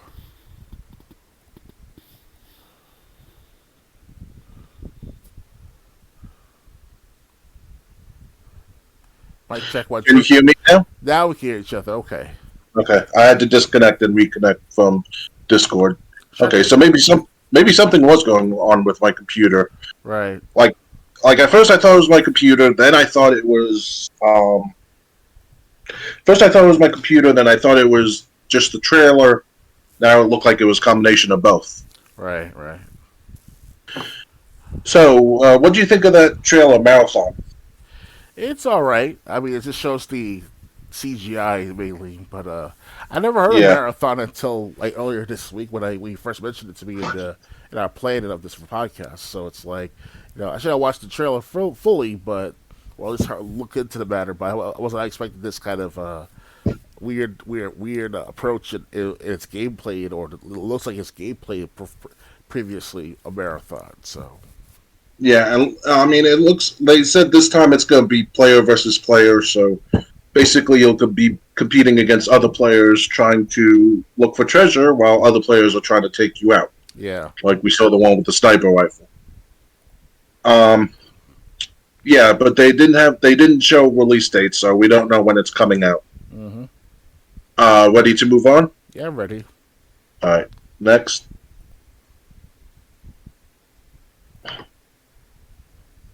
Survive, a dying world alongside a wolf and Neva from the maker of Gris. Normanda Studio, the maker of 2018's Gris, has revealed a beautiful new title called Neva. The game stars a young woman and her wolf companion as they survive a dangerous world together. The game follows the woman who adopts the wolf as a cub, with players getting to watch it grow up into an adult and the bond that blossoms along the way. The pair must battle dark forces plaguing a dying world. A press release states gameplay includes platforming, combat, and puzzle solving, with minimal UI and a stunning presentation. Nova is coming in 2024 for PlayStation 5, Xbox Series, Switch, and PC. I got the trailer. Let's see what this is about. We're almost done with the PlayStation Showcase, by the way.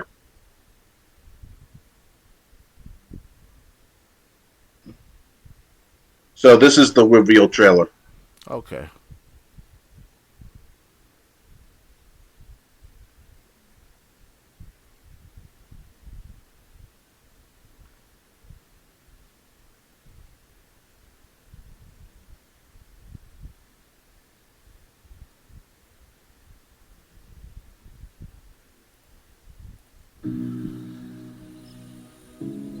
So this is the reveal trailer. Okay.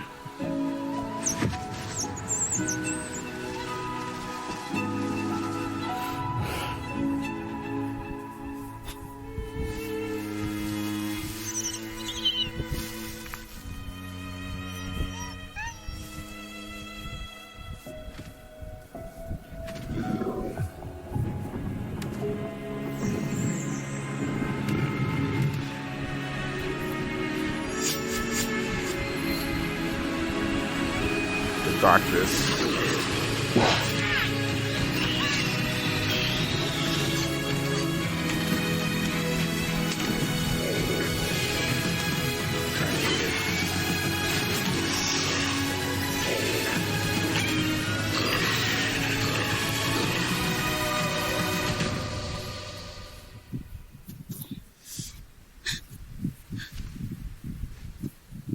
The darkness. Oh, that's not good. That's not good.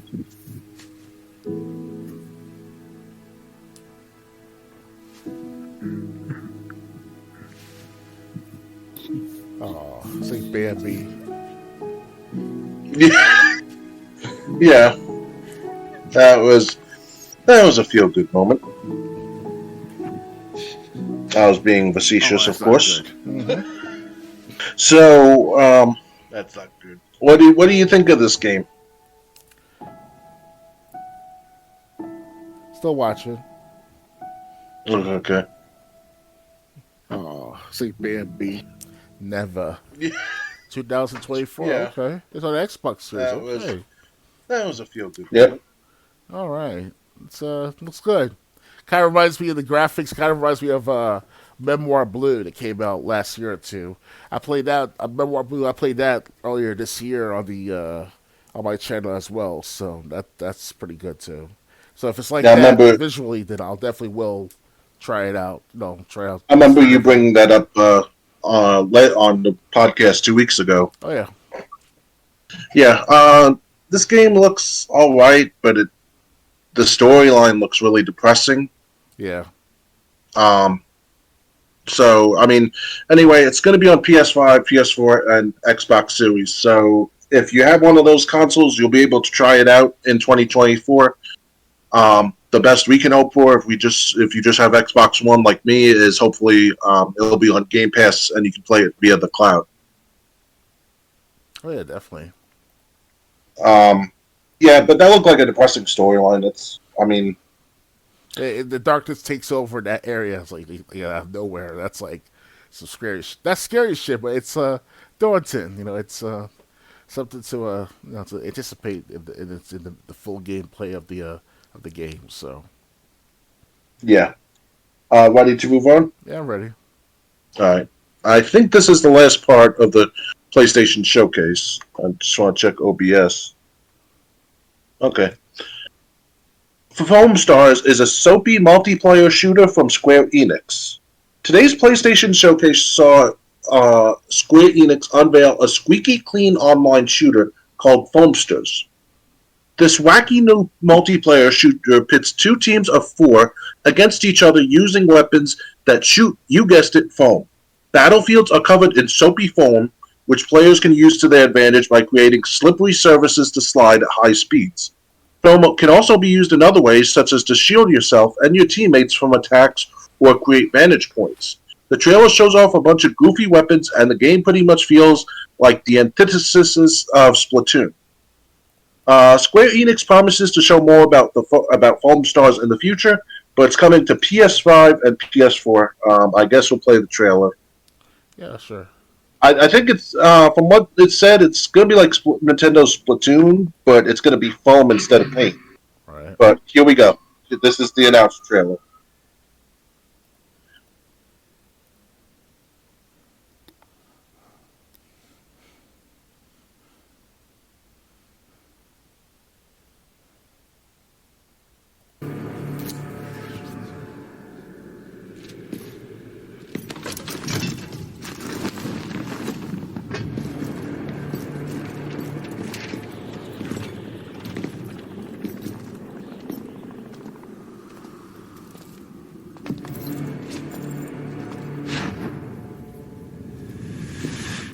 Okay, it's a showtime!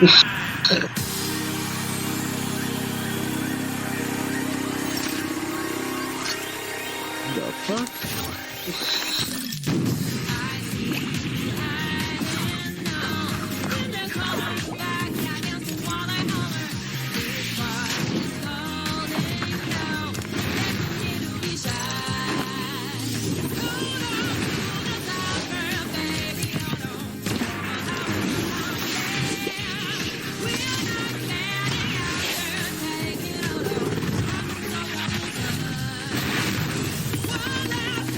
Yeah, but just like Splatoon.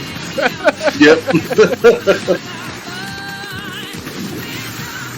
So this is exclusive to PlayStation, right? Yeah, but just like Splatoon. No, Splatoon was Nintendo. No, this one. The one Yeah, this one's on PlayStation. So it's exclusive to PlayStation, right? No, Splatoon was Nintendo. No, this one. This one's on PlayStation.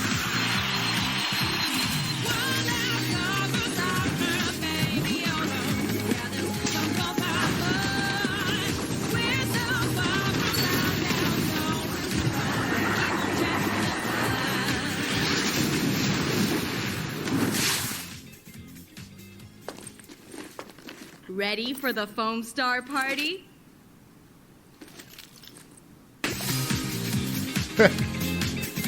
Foam Stars. Shit.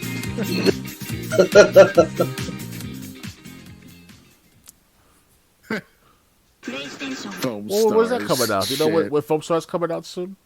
No, they just said PS5 and PS4. I see. Okay. Well, it's something for kids to play, of course. Yeah. It looks all right. I mean, it's, you know. Yeah, of course. Very colorful. Yeah.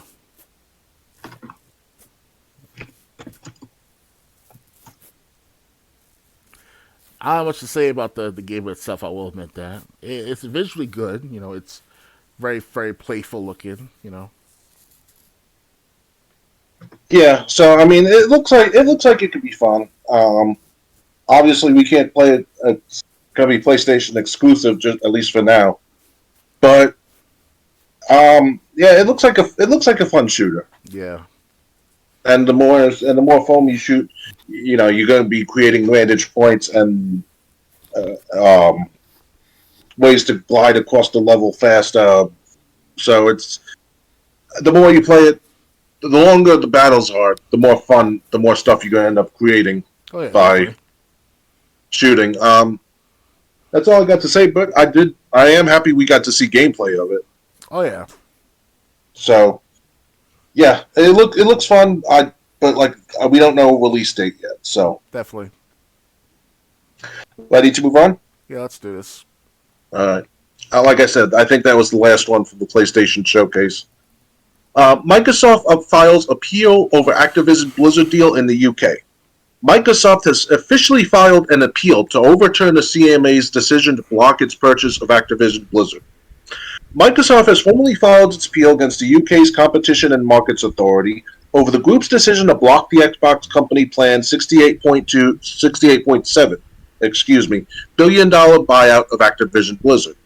Immediately after the CMA handed down its decision on April, both Microsoft and Activision Blizzard that said they would appeal, and now it is finally happening. Microsoft retained the legal services of Daniel Beard, KC, of Monktown Chambers. Beard is described as a big player in the market of legal matters pertaining to competition, public policy, and regulation. For its part, Activision Blizzard hired Lord David Panic, KC, who previously represented Queen Elizabeth II, Boris Johnson, and Princess Diana for its own appeal. Whether or not Blizzard has officially filed its own appeal as of yet is unknown. GameSpot has contacted both Microsoft and Activision Blizzard in an attempt to get more details. The appeal is being made to the CMA's Competition Appeal Tribunal. According to patent expert from Florian Mueller, the amount of time it takes for the tribunal to publish the summaries of the appeal documentation can be days, a week, or longer. The CMA's decision came as a shock to Microsoft and Activision Blizzard. The antitrust organization's biggest concern pertained to the cloud gaming market, not Call of Duty exclusivity. Microsoft and Activision Blizzard have said CMA made a decision based on misguided claims.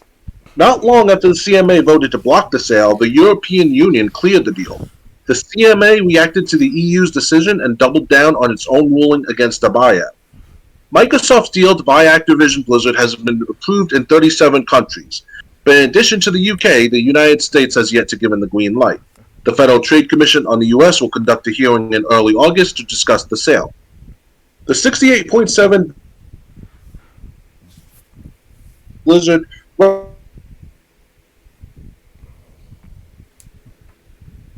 Microsoft's biggest acquisition ever was LinkedIn, which it acquired in 2016 for $26.2 billion. The Activision Blizzard deal is 2.5 times bigger than that. So we knew that they said they were going to go for an appeal. They did. So what do you think? What do you think now of both properties lawyering up? Yeah, the United Kingdom is not backing down by the looks of things, especially with the CMA entity over there. It's they're very strict with having Call of Duty being brought over 100% towards Xbox brand. You know, that's what that's what I'm hearing from other YouTubers. Specifically, this one YouTuber I know is Pyrocynical. He has a second channel. He uploads whenever he can. He talked about this about a month ago, if not 2 weeks ago, and he's saying that if the Blizzard Activision deal went through and Call of Duty went completely to Xbox brand, never up to the PS brand, then there's gonna be like riots in the streets and all their brand name coffee shops be fucking tarnished and ransacked and shit. So it's kind of weird. But yeah, that's what so well, it's not over Call of Duty. That's anyone who's saying that is misguided. Okay, CMA included. It's the CMA blocked it after the cloud gaming. I guess they don't want Call of Duty to be specifically just on Game Pass, although they made deals with other streaming services. So I don't know what the CMA is still thinking. Yeah. But yeah, both. I'm surprised both teams had to lawyer up. I guess I figured if one fails, maybe the other can come through for the sale. Oh yeah. But yeah, so we'll see what this goes. And like I said, regardless what the CMA thinks, the U.S. is going to hear the case in early August. So yeah. And we'll see what the FTC thinks, although the FTC seems to be a lot more open-minded than the Competition Markets Authority in the United Kingdom. Yeah. So, yeah, we'll see where this leads. Ready to move on? Yeah, let's do this again. All right. Next. Prince of Persia: Sands of Time remake still in conceptual stages amid development struggles. The ill-fated Prince of Persia: Sands of Time remake that was once in development at Ubisoft Mumbai and Pune is not anywhere close to release. Back in mid-2022, we learned that Prince of Persia: Sands of Time remake that was in development at Ubisoft Pune and Ubisoft Mumbai had been shifted to Ubisoft Montreal due to a rocky development cycle. Though it's been nearly a year since that announcement, Ubisoft recently confirmed that the game will not be at its upcoming showcase, Ubisoft Forward, stating that the game is in its conception right now. In a Q&A with producer Jean-Francois Nard and game director Michael McIntyre, Ubisoft said that the remake is in early stage and that players should not expect to hear more about the project this year. Throughout the conversation, the two creatives note that the project is a remake of the game rather than a remaster, with McIntyre saying this game have evolved in 20 years since its original release. I do not think a remaster would take enough of those evolutions into account, they say. I think you need to do a remake in order to truly receive the game to meet a modern context. McIntyre also said that Sands of Time's signature mix of acrobatics, combat, and puzzles are important to the remake's identity. They also said that the team has considered making the prince's shirt lit more and more over the course of the game, though McIntyre stopped short of confirming it. The director also said that multiple people who are working on the remake were directly inspired to join the game industry by Sands of Time itself, including one who was studying to be an actuary when they first played it. Ubisoft's upcoming Ubisoft Forward event is set for June 12th. We expect to see more about Assassin's Creed Mirage, which is the next entry in the beloved series, as well as some information about the belaborated pirate game Skull and Bones. So, the more things change, the more they stay the same for Prince of Persia: Sands of Time. Do you remember talking about this last year? Yeah, I remember that Prince of Persia was having a remake for quite some time now.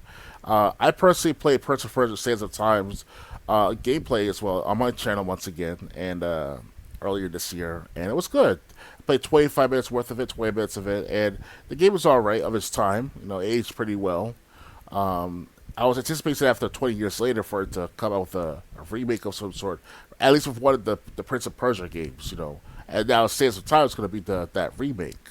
So it's fine for it to start over from scratch, It's better than to have an incomplete game and then selling it, at half-assed job, So. Right. But, I mean, it just seems like it's going around in circles this time with Prince of Persia, It's in development. No, it's in concept stages. I mean... It's like that with Final Fantasy VII Remake. I mean, we've been here for a remake since the mid-2000s after Final Fantasy VII Advent Children movie. So that was like just 2005 until like 2020 when it was released to be released, or 2015 it was announced going to be a Final Fantasy VII Remake, and by 2020 it finally completed the first part to the Final Fantasy VII Remake. So it's like there was Prince of Persia. So I don't mind it. It's to me it's like that's better than having a complete mess, Right. Okay. All right. So Prince of Persia: Sands of Time. My advice: if you're waiting for the Sands of Time remake, you're gonna be waiting quite a lot longer. Mm-hmm. Definitely. Ready to move on? Yeah, I'm ready. All right. Next, Alan Wake 2 won't be releasing on a disc. Welcome to the latest precedent set by a AAA game release. Alan Wake 2, one of the stars of this evening's PlayStation Showcase, has some very interesting news tucked away in an accompanying FAQ released at the same time as its latest trailer. The game will not be shipping on a disc at all. It'll be digital only. Remedy explained that the decision is based on two factors: current trends and an effort to keep the price at $60 instead of the $70 more and more games are starting to charge.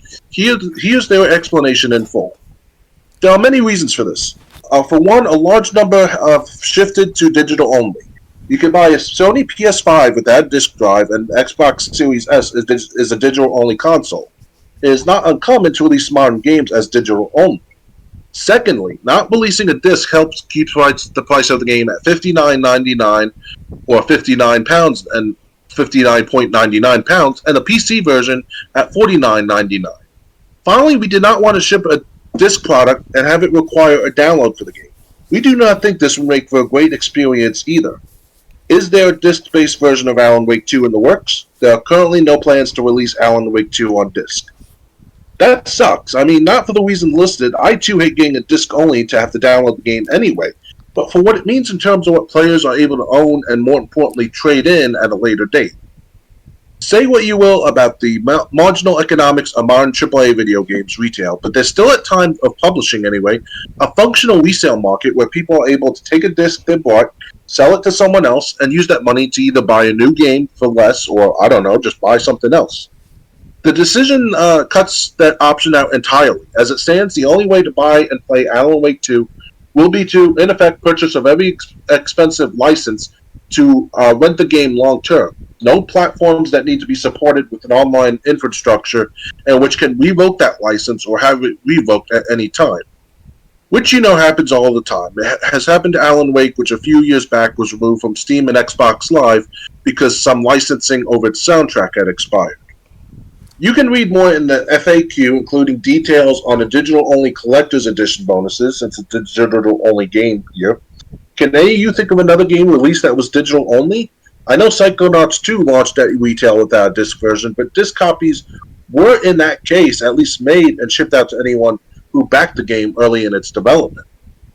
So what do you think of this move by Remedy, saying Alan Wake 2 is digital-only? It's expected. Richard from Tech USA mentioned it many years ago that digital gaming, digital copies of gaming, it will be the thing of the future, and it's happening gradually speaking to the point of like your completion, little by little every year. It's more and more digital only, digital exclusive, or rights to be digitized. It is what it is, and the GameStop's going to be affected by this too over time too. So it's going to be like they have to sell those physical codes, or whatever, in store, whatever, they have to make up for the matter for people who cannot afford it over the internet, whatever. So it's gonna be interesting for the next 5 or 10 years from now of gaming. And Alan Wake 2 is expected for it to be on Xbox Series X and S as digital on its store. The only problem is, what I hate about digital in the long term is that what if a company that was went out of business for that game or the system altogether, and your library is pretty much you cannot update it anymore. So that's a big problem right there. So it's like, well, so you lose these files, it's over. You lost all your data, especially Yeah, it gives you a limited amount of time to buy the game, and then the files. I mean, heck, look at WWE 2K20.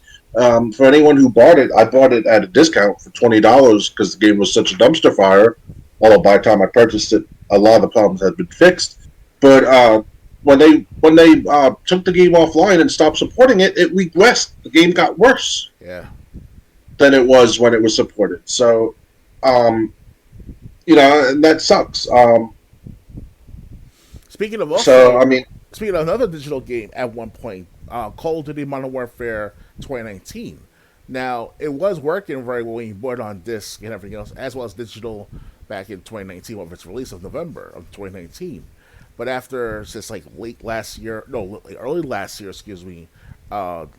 2021, the servers were off. Like, you couldn't go online to play your Call of Duty game. I was so pissed off at the matter. I reported it to Microsoft the other month last year, whatever, early last year, late 2021.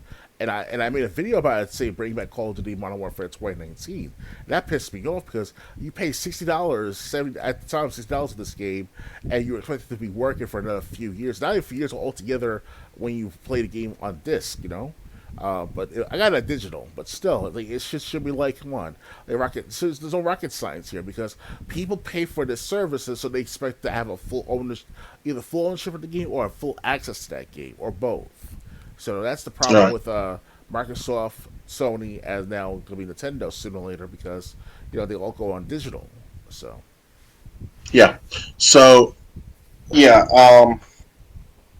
I mean, on the other hand, it's convenient for series, people like the Xbox Series S or the PS5. I think the PS5 has its own digital only system, but I mean, at the same time, I wish they would at least give people the choice. If people are willing to shell out the extra $10 to get the game on disc, so they have it. Let them do it that way. If they want to buy the game digitally for cheaper, they could do it that way. Let people choose. Oh yeah, definitely. But as far as right now, Alan Wake 2 will not be on a disc when it comes out. Definitely. Ready to move on? Yeah, let's move on from this matter. All right. Next.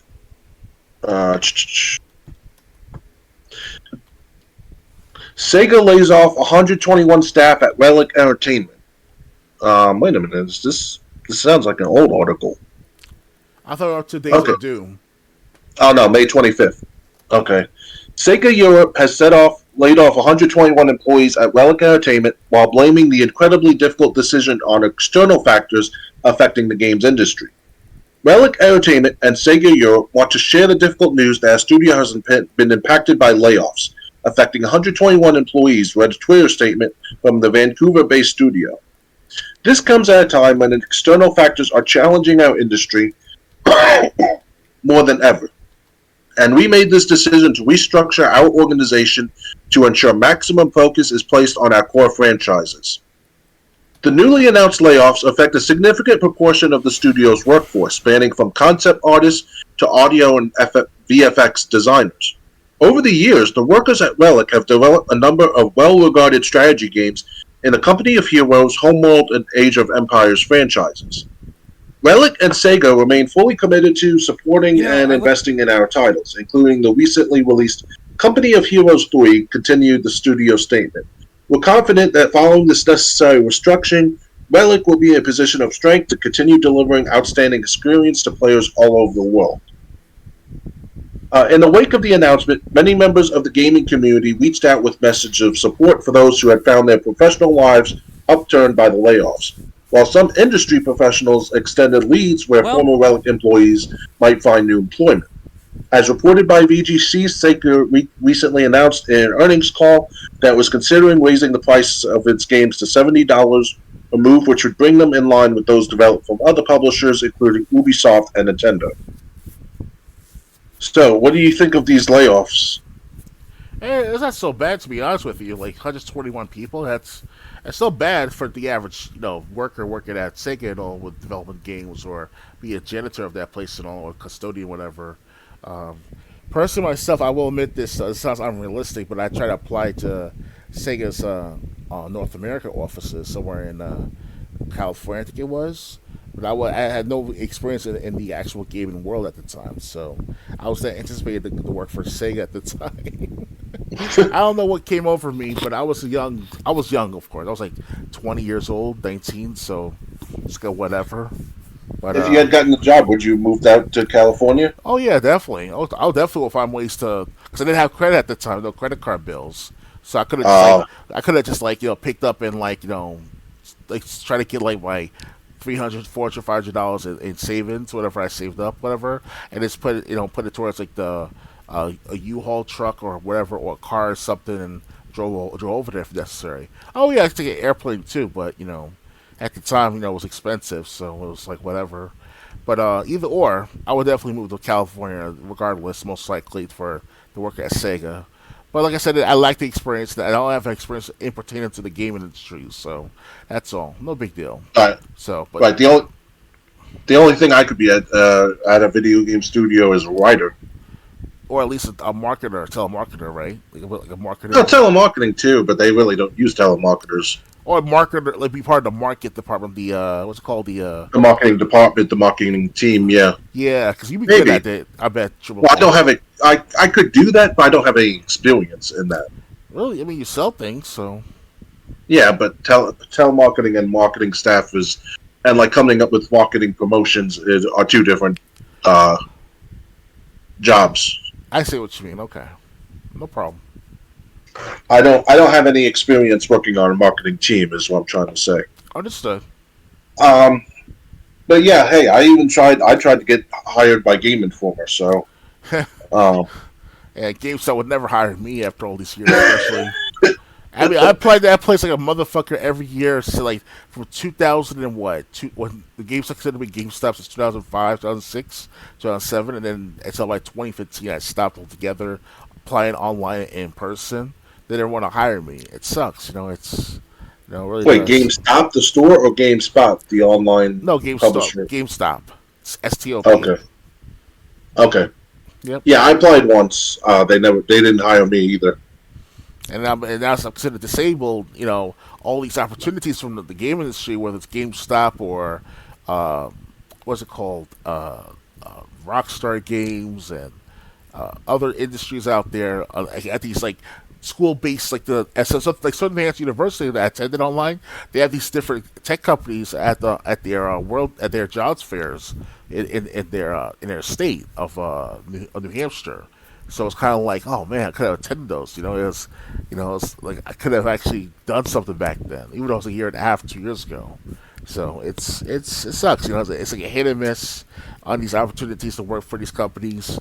When you get a chance to get there, it's like you can't get there because of mishaps. So it is what it is. So yeah, well, I mean, so like yeah, I tried to get hired by Game Informer. I sent them a couple of reviews. They never got back to me. And I also tried to become a freelance writer for IGN. They never got back to me after that.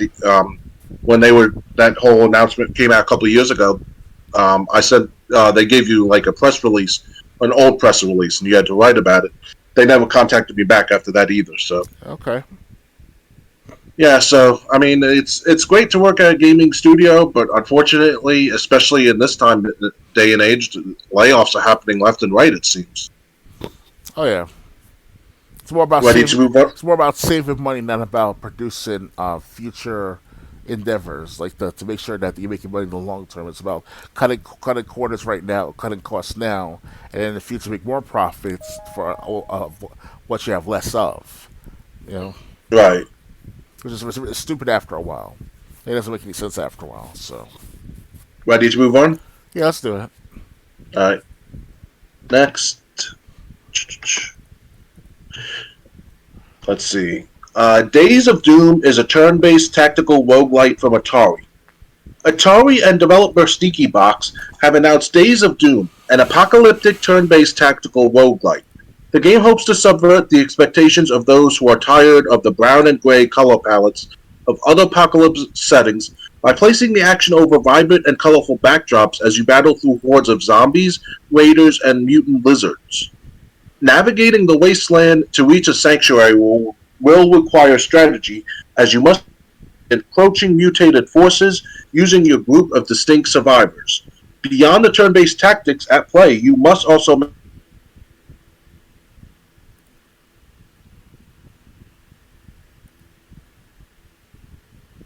each of the 8 survivor classes features unique abilities that can be used to shift your fortunes in battle.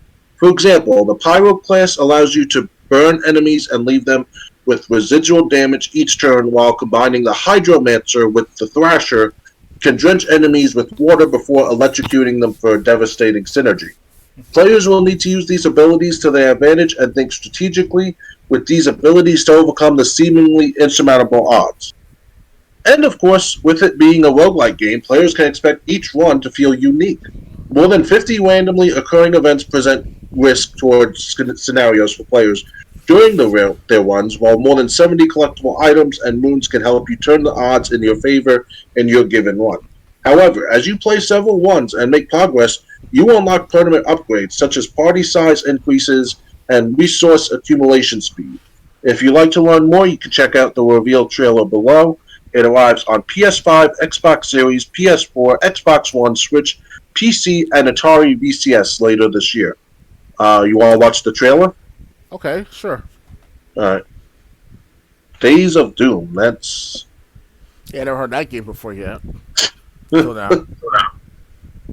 Yeah. So okay, the trailer's playing now.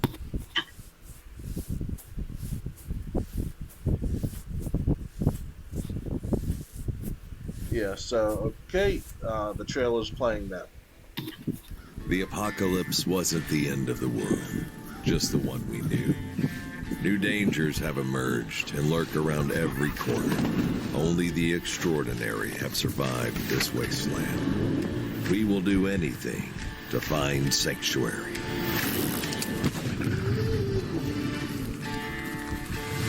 Lay down your honor, lay down your spirit, lay down your head, the line against you. Nowhere to run and hide, no, you can't hide.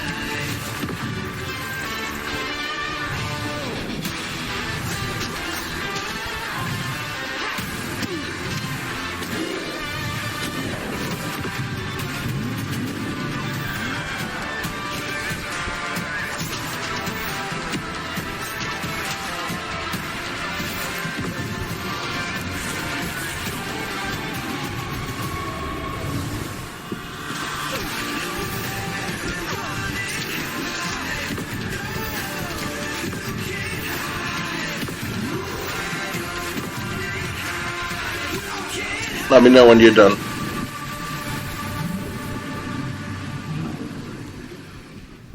Yeah, it's kind of funny that in the every single trailer we're watching, not every single trailer, but most of the, or a good portion of the trailers we're watching, they show that it's available on the PS4, but never for the Xbox One. I guess Xbox One's that outdated with its technology to play these games, huh?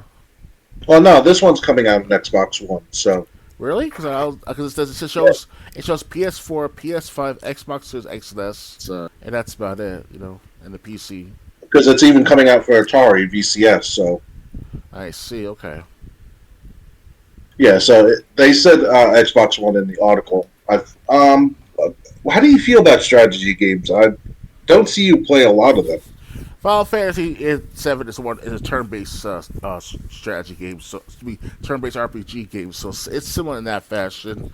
Last time I ever played actual turn-based, I think it's called DTS, which is a direct turns strategy of some sort, or I forgot the exact game of it, but it's like I think it's Command and Conquer. I think it was, or yeah, I think that was one.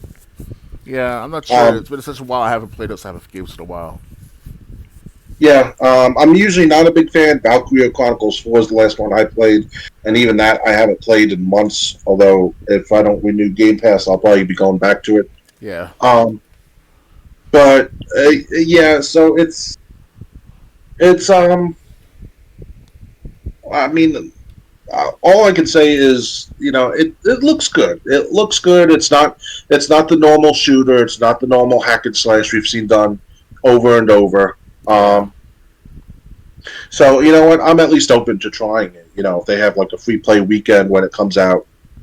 Oh yeah. So I can try the game. I might like it. I mean, Valkyria Chronicles 4. I knew nothing about the franchise. They just were allowing it for a free play weekend, and I was like, okay. Mm-hmm. And I ended up liking it. So, anything else to add, or ready to move on? Nothing else to add for the time, but we can move on. All right. Next, GTA 6 aiming to be something you've never seen before. Take-Two boss says it needs to be something you've never seen before. Take-Two CEO Strauss Zelnick has commented on the challenge that GTA developer Rockstar Games faces each time it creates a new entry in the popular series. Appearing on the Arthie and Sawin show, Zelnick said Rockstar always finds a way to deliver something no one has ever seen before, and that isn't easy. I think the challenge that the folks at Rockstar face every time there is a new iteration of Grand Theft Auto. It needs to be something you've never seen before, Zelnick said via VD, and it needs to reflect the feeling that we have about Grand Theft Auto. That a big challenge for the team, Rockstar's answer is seek perfection. Seek nothing short of perfection, and we'll get there. Zelnick also spoke at length about his upbringing, his passion for fitness, and his career path that led him to Take-Two. It's a great deep dive interview with some fascinating insights. Zelnick didn't give away any specifics on GTA 6, though, which was to be expected, considering Take-Two is known to let Rockstar Games handle its own messaging and announcement. GTA 6 was in the news recently when Take-Two provided new clues about when the game might release. It could be as soon as 2024. Nothing is confirmed at this stage, though, and for what it's worth, Rockstar Games has yet to even formally unveil GTA 6. In February 2002, Rockstar confirmed that development on the next GTA game was well underway, but this might have been... Oh, this was February 2022. Excuse me. Rockstar confirmed that development on the next GTA game was well underway, but this might have been a recruiting effort more than anything. The game suffered a massive leak in September 2022, with gameplay footage, images, and a trove of supposed details emerging ahead of schedule. While we wait for more news on GTA 6, you can check out GameSpot's rundown of how Rockstar Games unveiled GTA 5 and what that could mean for GTA 6. I have to say, he's not wrong. I mean, every time we see a new Grand Theft Auto game, it does bring something we've never seen before in Grand Theft Auto, or in most cases anywhere else. Okay. Do you agree with that? Do you disagree with that? What I kind of lost that. What you trying to say? Never before seen footage, or never seen before? What's that about? I'm sorry, I don't understand. He says every time that Rockstar and Take-Two set out to make a Grand Theft Auto game, it has to be something we've never seen before as players. Right.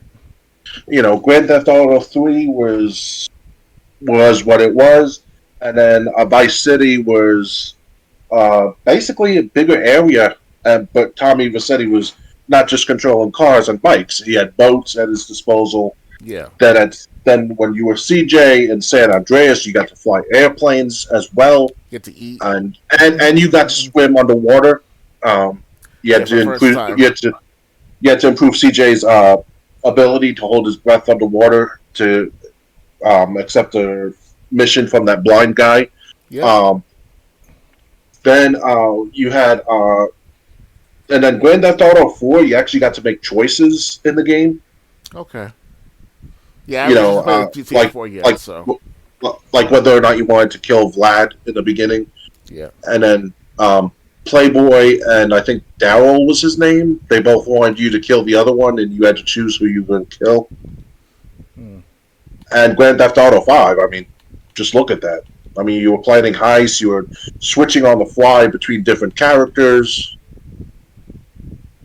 So that's what he was saying. Every time Grand Theft Auto comes out, it's got to amaze us by giving us something we never had before. Understood. What do you think about that? I agree with what he said.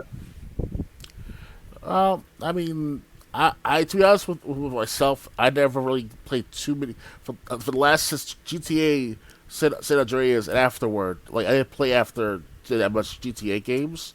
I did play GTA 5 for a while, yes, on and off. But the only thing I see. So you missed out on 4, basically. Yes, I can't say much about the never before seen stuff, you know, as much. Right, but do you think every Grand Theft Auto has unveiled something new in every entry that you played? Up to GTA 4, yeah.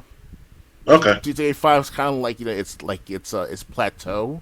Yeah, it's reached its pinnacle already in popularity. So it's kind of like, you know, GTA 6 is like a make or break for the GTA series. It's gonna be the last one for a while too, if not ever. So it's that's what I hear. Yeah, well, they've never done a female protagonist that I can think of. Yeah, definitely. I mean, the closest one was Catalina, and she was basically a partner at times. Yeah. You never really got to control her, so that's something new. Oh, yeah, definitely. Ready to move on? Yeah, I'm ready. All right, next. That's actually coming up later. Canceled Metal Gear Solid board game is back from the brink. In 2021, it seemed gone, but a new publisher has come to the rescue. IDW's Metal Gear Solid board game was canceled back in 2021 after a number of delays. At the time, it seemed like that was that. But no, this week it has been announced that the game is back, only now it's going to be published by rivals CMON instead. It's pretty much the same game with the same designer, Emerson Matsuuchi. About the only thing that seems to have changed is the company name on the box art itself, and the fact that it's actually coming out now. Metal Gear Solid, the board game, is pitched exactly as you'd expect. It's a turn-based tactical stealth game where players work together to sneak around levels, taking down bad guys, hiding bodies, and yes, moving around inside a cardboard box. In Metal Gear Solid, the board game, players take on the role of iconic characters from the video game, like Solid Snake, Mel Silverberg, Gray Fox, and Hal Otacon Emmerich, and work together to complete missions and defeat the bosses. Each character has unique gameplay traits and adds something different to the team. Snake is focused on stealth takedowns. Mel can disguise herself and pass by patrols unnoticed. Gray Fox starts the game with his signature weapons, like his high-frequency blade, and Otacon has a unique hack deck available only to him. With unique skills, passive abilities, and a variety of familiar actions such as knocking on walls to draw the attention of enemies or stealth takedowns, each player will have a distinctive and immersive experience playing with the different characters. There are 6 standalone missions players can work through, or if you got the time, there's also a 14-mission narrative campaign to play. Lovers of plastic minis should know that alongside miniatures for smaller human characters, there's also an enormous Metal Gear Rex as well. The game can be ordered directly from CMON for $100. Holy shit. With the expected ship date of May 2024. Later copies of the game won't include the Metal Gear Rex or a fully illustrated 109-page graphic novel illustrated by Kenneth Lowe, bringing each mission of the campaign to life. Okay, a Metal Gear Solid board game definitely sounds interesting. Oh, yeah. Not for $100. Yeah. You gotta have some audio visual content in that thing. Gotta have like one of those movable film, movable pictures where you move back and forth within and stuff like that. Those special effect have a cards and stuff like that, and then have like a book. It's called with a video and a book in it at the same time. That's well, they said it's coming with a 109-page graphic novel. Okay, that's why. Yeah, how many people are going to be selling that novel by itself in 6 months? Scalp the crap out of that thing. Turn it into PDFs and upload it online. Oh, yeah, definitely. Yeah, you know what? When I first heard that there was a Metal Gear Solid board game, I was really interested, but not at that price. I probably wouldn't have anyone to play it with. Yeah, same here. So it's kind of like, I really would love to play this board game and try it out, but not at the $100 price. And like you said, you also got to include shipping into that, so it's probably going to be like $120 by the time you're done with the price, if not more. Let's get free shipping as a special offer from the company. Yeah, so maybe. If you're a Metal Gear Solid fan and you think you have someone to play it with, and you got the money, order this board game. But I was interested in it, but yeah, that $100 price tag just turned me off. Yeah, personally myself, I would definitely buy it. I don't mind buying it for $100, but it's just that I don't know who to play it with in my neighborhood. I mean, I do have people around my age that used to play a lot of games in their past, but now they have families and wives and children. And it's like, they're lucky they even have to spend time with me, at that rate. So, Yeah. So, I mean, it's. I'd like to see someone do a review of this board game if they get it, but yeah, that's the thing that turns me off. Not only the price tag, but I definitely wouldn't have anyone to play it with. So definitely, it feels like it would be a waste of money then. Yeah. Ready to move on? Yeah, I'm ready. All right, next. Homeworld 3 delayed to 2024. The RTS from Blackbird and Gearbox will no longer launch within the first half of 2023. The real-time strategy game Homeworld 3 has been delayed to February 2024. This comes by way of the game's official Twitter account, which explains that its developer, Blackbird Interactive, needs more time for polish. Our primary goal is to deliver a Homeworld experience that lives up to the standards set by its predecessors and is worthy of the series' incredible legacy, reads an excerpt from the tweet. Homeworld 3 was initially supposed to launch in the fourth quarter of 2022 before being delayed to the first half of 2023. This marks the second Homeworld 3 delay since its reveal. Publisher Gearbox Software goes on to explain that Homeworld 3 is coming along nicely and thanks to fans for their dedication to the series. We are working hard to get Homeworld 3 to you as soon as we can. Homeworld 3 was first announced at PAX West 2019 as part of the series' 20th anniversary. It's a space RTS or real-time strategy that was supposed to include a robust campaign mode with an emphasis on the single-player experience.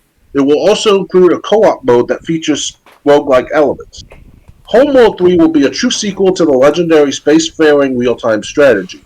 Blackbird Interactive takes the helm on development, returning the series to its roots with a gripping continuation of the story, fully 3D combat, and the classic real-time strategy elements you expect. Reads a portion of the game's description on the publisher's website. So, did you play any of the Homeworld games? I think that's in regards to the North Korea leading the charge to take over America, right? Remember correctly?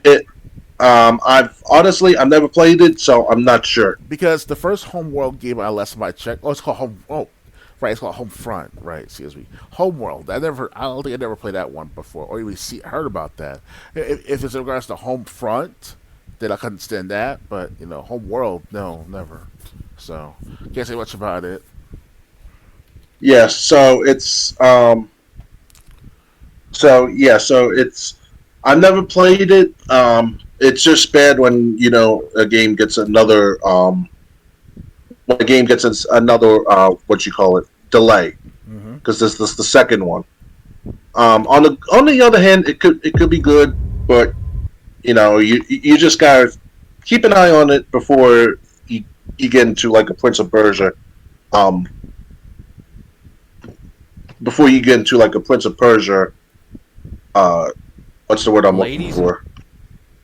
Yeah. Prince of Persia kind of situation. Mm-hmm. Definitely. Anything else to add, or ready to move on? That's all I can say for the matter. All right. Next, Activision has ceased and desisted 2 Call of Duty projects. X Labs and SM Squared receive a cease vision for trying to revive old Call of Duty titles. Okay. 2 projects that were working to bring back Call of Duty titles have received a cease and desist from Activision. X Labs was planning to bring the original Modern Warfare 2, Ghost, Advanced Warfare, and Black Ops 3 back to the community. SM Squared was going to bring back the original Modern Warfare 2 with the intention to mash up all the previous Call of Duty titles, and it was going to be released for free. Both projects had fans excited over the potential resurgence of former Call of Duty titles that were immensely popular throughout the years. These devs had this project for several years before recently being shut down. The X Labs project made this announcement in a tweet earlier this week. Today we have received a cease and desist letter on behalf of Activision Publishing in retaliation to the X Labs project. We are complying with this order and shutting down all operations permanently. Thank you for all your support over the years. SM Squared released a statement earlier on Twitter also regarding the cease and desist letter. Today, a team member received a cease and desist letter on behalf of Activision Publishing in retaliation to the SM Squared project. We are complying with the order and shutting down all operations permanently. Thank you for all your support over the past 2 years. X Labs was in the midst of creating dedicated servers to fan-favorite Call of Duty titles and an anti-cheat software, which is something current players have dealt with daily in gameplay and have begged Activision to address. They've shown signs of fixing the hacker issue, but have failed to meet the standards of most players. According to AFK Gaming, SMP was developing 100-plus weapons with attachments and camos, 24 perks, unique progression systems, and much more, which Call of Duty lovers have been asking for in new and future titles. They also announced that 3 maps, Getaway, Hard Hat, and Shipment, were going to be implemented in the release. With Activision shutting down any development company that is creating a game in relation to Call of Duty, we won't see new and improved versions of titles that Call of Duty players fell in love with over the years. Activision has yet to comment on the situation, but if they do, very unlikely, we will update the story with more information. So does it surprise you that these Call of Duty fan projects were shut down? Well, that's kind of stupid on Activision's part because what I hear in detail, based on other gamers who are well involved with the Call of Duty franchise, they say that now that they cease and desist on the old games that you can still play on through the Steam library, but also the support behind fixing the original copies of these digital games on the Steam library, you cannot fix them at all anymore. You cannot play them at all because once they got rid of those mods and those other gestures and helping the fixing the problem, but just Activision's going to fix it from the start, and it was very bare minimum of Activision's part to fix the matter. That's when you cannot play the games at all. If you try to play the games at all, like Black Ops 3, Call of Duty Black Ops 2, those type of games, they're not supported with proper modded support. They're more to play properly on the PC version, let alone the PC version. So it's kind of like a bit baffled to what Activision was doing, and that surprised the crap out of me because how can is that people doing it for free to fix your game, and you don't hire them to fix your game completely, and to have a cease and desist on the matter, and you're not going to fix them at all after that cease and desist? Why are you still selling it on the Steam library as we speak of this recording, of this live stream, of this podcast? It's still there. Last time I checked, like earlier this week. I'm like, what's wrong with Activision to still sell these games? What they should do is have a warning label, say that warning, the game is not fully fixed, play at your own risk, and have a discount on the matter too. This is what I don't understand. That I understand where they come from. These younger gamers who told me about this stuff, tell me that the Activision just it's about power, pretty much. What I realized with Nintendo, Activision, with their copyright laws and copyright infringements or copyright claims, it's not about money. It's not about who has the most resources. It's about who has the power over others. That's all it is. It's about power and control. In my opinion, that is. And Activision done dirty to these gamers who paid so much into the system of the franchise, and they still selling the bundle on fucking Steam for $1,000 for all Call of Duty games, from Call of Duty 1 to Call of Duty what's it called, Modern Warfare 2022, if not 2019, or Black Ops Cold War even. How do you sell that? Still selling that for $1,000 on Steam library, and half of your, if not 3/4 of all your games are not properly fixed from all the hacker modifications, hacker bombardment, if you want to call it like that. It just doesn't make any sense, Triple J. It really doesn't. Yeah. When you explain it like that, obviously Activision Call of Duty is Activision's property, but yeah, you're right. I mean, if they're still selling the games and they're not fixing them, why not give people the chance to fix them? These additions were going to be added for free, so it's not like they were going to be making money off the Call of Duty modifications.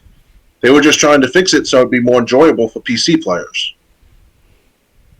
So, I mean, but unfortunately, whatever these companies were working on, they received a cease and desist, and they're gonna have to adhere to it, because I bet you Activision could hire much better lawyers than these companies could. So, hey, you know what? I can understand the fact that Activision is trying to promote, or about to soon promote, a huge bundle of HD port to the next gen consoles, or whatever the current gen is for these consoles. Okay, fine. But for the PC gamers, I mean, why not just put a warning label before downloading it? It's just, that's all you got to do is just because we're gamers, but first we're consumers based on the economics of this matter. So based on the JFK Consumer Bill of Rights, we have the right to be informed about what's happening to the product and or service of that product. And then that's what they did. They violated that right, the right to be informed and right to be educated in the matter too. So that's Activision lawsuit towards Activision, and if we get gamers together, that's what I'm trying to tell these younger guys. Instead of bitch and whine and moan in a circle jerk with you guys, or put on 4chan forums, why not just send a letter or petition or some form of class action lawsuit against these companies? I personally myself, I can't say much about it because I don't play Call of Duty games like that, so I don't even have that many Call of Duty games. I do have a lot of Call of Duty games, like Call of Duty Black Ops 1, Black Ops 2. I'm about to buy Black Ops 3 sometime this year. I'm not sure when, though. Then I have Infinite Warfare. I have Cold War, etc., etc. So it's like, yes, I'm a Call of Duty gamer, but I'm not a huge fan, dedicated fan and delving into this matter in this detail. So that's why I'm saying to those who are out there who are big avid Call of Duty fans, and you fix the games, you mod the games to make sure it work well. Get organized, get together. It's not that hard. It's a lot of work, but it's like it's tedious, but it's worth it if you want to get things done with these game companies, because they can't just keep doing this to us gamers forever and ever. They just can't. Yeah, well, they did it here, so unfortunately, it's going to continue at least for now. Ready to move on? Yeah, let's go. All right. Next, another wrestling game. WrestleQuest gets August release date. Developer MegaCat Studios has released a new trailer for its upcoming pro wrestling RPG, WrestleQuest, alongside news that the game will be released this August. More specifically, WrestleQuest hits PlayStation 5, Xbox Series, PS4, Xbox One, Switch, PC, and Netflix for all subscribers on August 8th. This game was revealed in a new Legends trailer released by MegaCat for the game today, which you can check out for yourself below. As you can see, WrestleQuest continues to look great, and now we know we only have a few months to wait. While waiting to learn more, read about how we think wrestling games should expand to more genres, like WrestleQuest is doing, and then read about why WrestleQuest is one of the 5 promising non-WWE wrestling games to watch out for. It's at PlayStation, Xbox, Switch, PC, Netflix on August 8th. Do you want to see the trailer? Yeah, sure. Alright, this is a wrestling RPG game.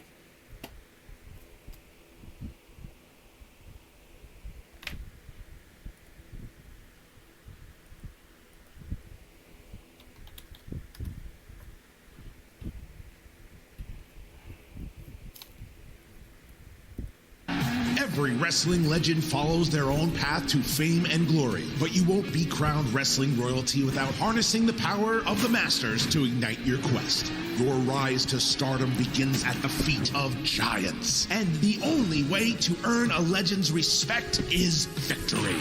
Training with the best is never easy, but wear those bruises with pride. You're going to need all the help you can get to unlock your potential and win the support of legendary wrestling icons. Once they're on your side, those legends become extremely powerful allies. Enlist their help as managers to energize your team.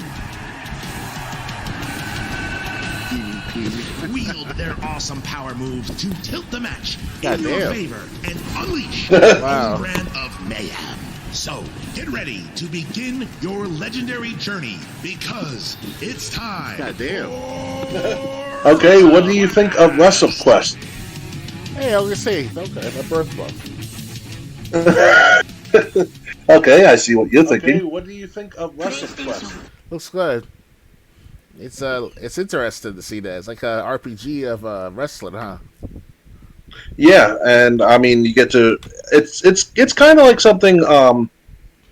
It's kind of like what WWE Champions on Facebook was, except this is all like legends. So like people from the 80s and 90s. You saw the Legion of Doom, Diamond Dallas Page, Andre the Giant, Jeff Jarrett.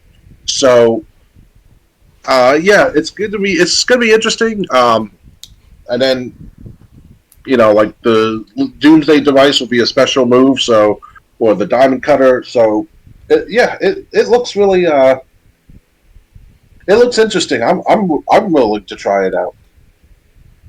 I'm not as interested in it as I say like AEW Fight Forever, right. But Fight Forever is more of a traditional wrestling game, just with the No Mercy engine. This is something that's an RPG, basically. Yeah. Ready to move on, or? Yeah, let's move on. All right. Next, Xbox Game Pass losing these 6 games very soon. As it does twice per month, Microsoft is set to remove more titles from Xbox Game Pass very soon. 6 games are headed out on June 15th, including Maneater, Chorus, and Mortal Shell. The other 3 games getting dumped from Game Pass are Bridge Constructor Portal, Serious Sam 4, and Total War 3 Kingdoms. The games are set for removal across console, cloud, and PC.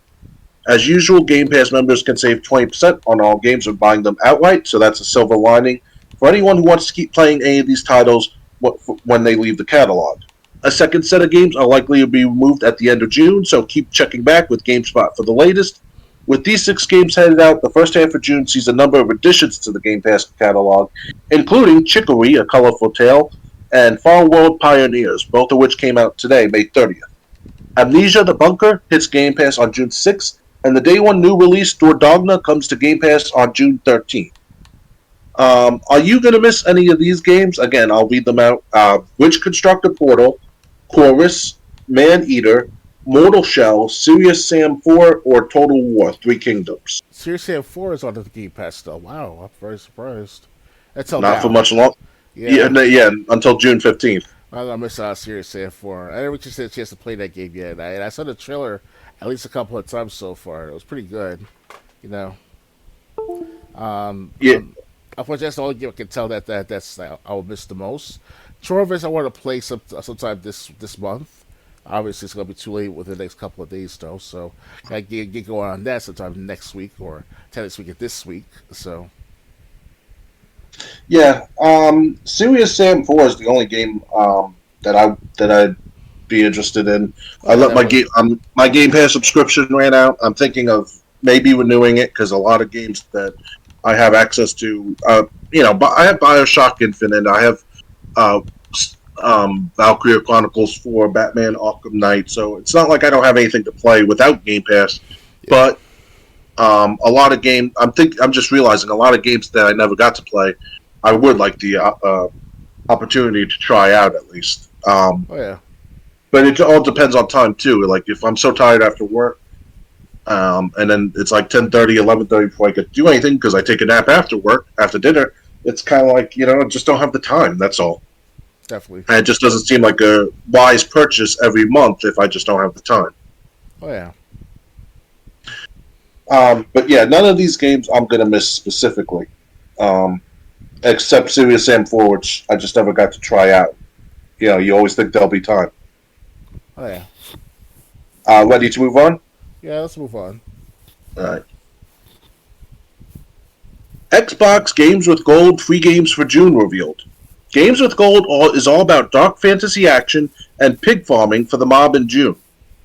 Xbox has announced the 2 games that will be available in June as part of its Games with Gold offerings. Available on both Xbox Series and Xbox One, Xbox Live Gold and Game Pass Ultimate subscribers will be able to grab Adios and the Veil, Shadow of the Crown. Adios will be available from June 1st to the 30th as focused on the power of choice. As a pig farmer in Kansas who has helped the mob dispose of bodies on your farm, you'll have to face the consequences of your action when you decide to call it a day. With your hitman friend desperately trying to get you to change your mind as you go about your daily chores, you'll be faced with moral and spiritual questions in this meditative and thoughtful game. From June 6th to July 15th, The Veil, Shadow of the Crown will be available through Games with Gold, a unique experience that leverages sound and haptic controller feedback in an audio-based adventure. You'll need to rely on your other senses and quick wits to survive fights with lethal enemies in this medieval adventure. If you have top-notch sound equipment or a fancy headset, it's worth using them to experience the 3D audio and innovative design of this short but memorable game. May's Games with Gold are still available, or were available, although you only have a few days left to grab Star Wars Episode 1 Racer and Hoa.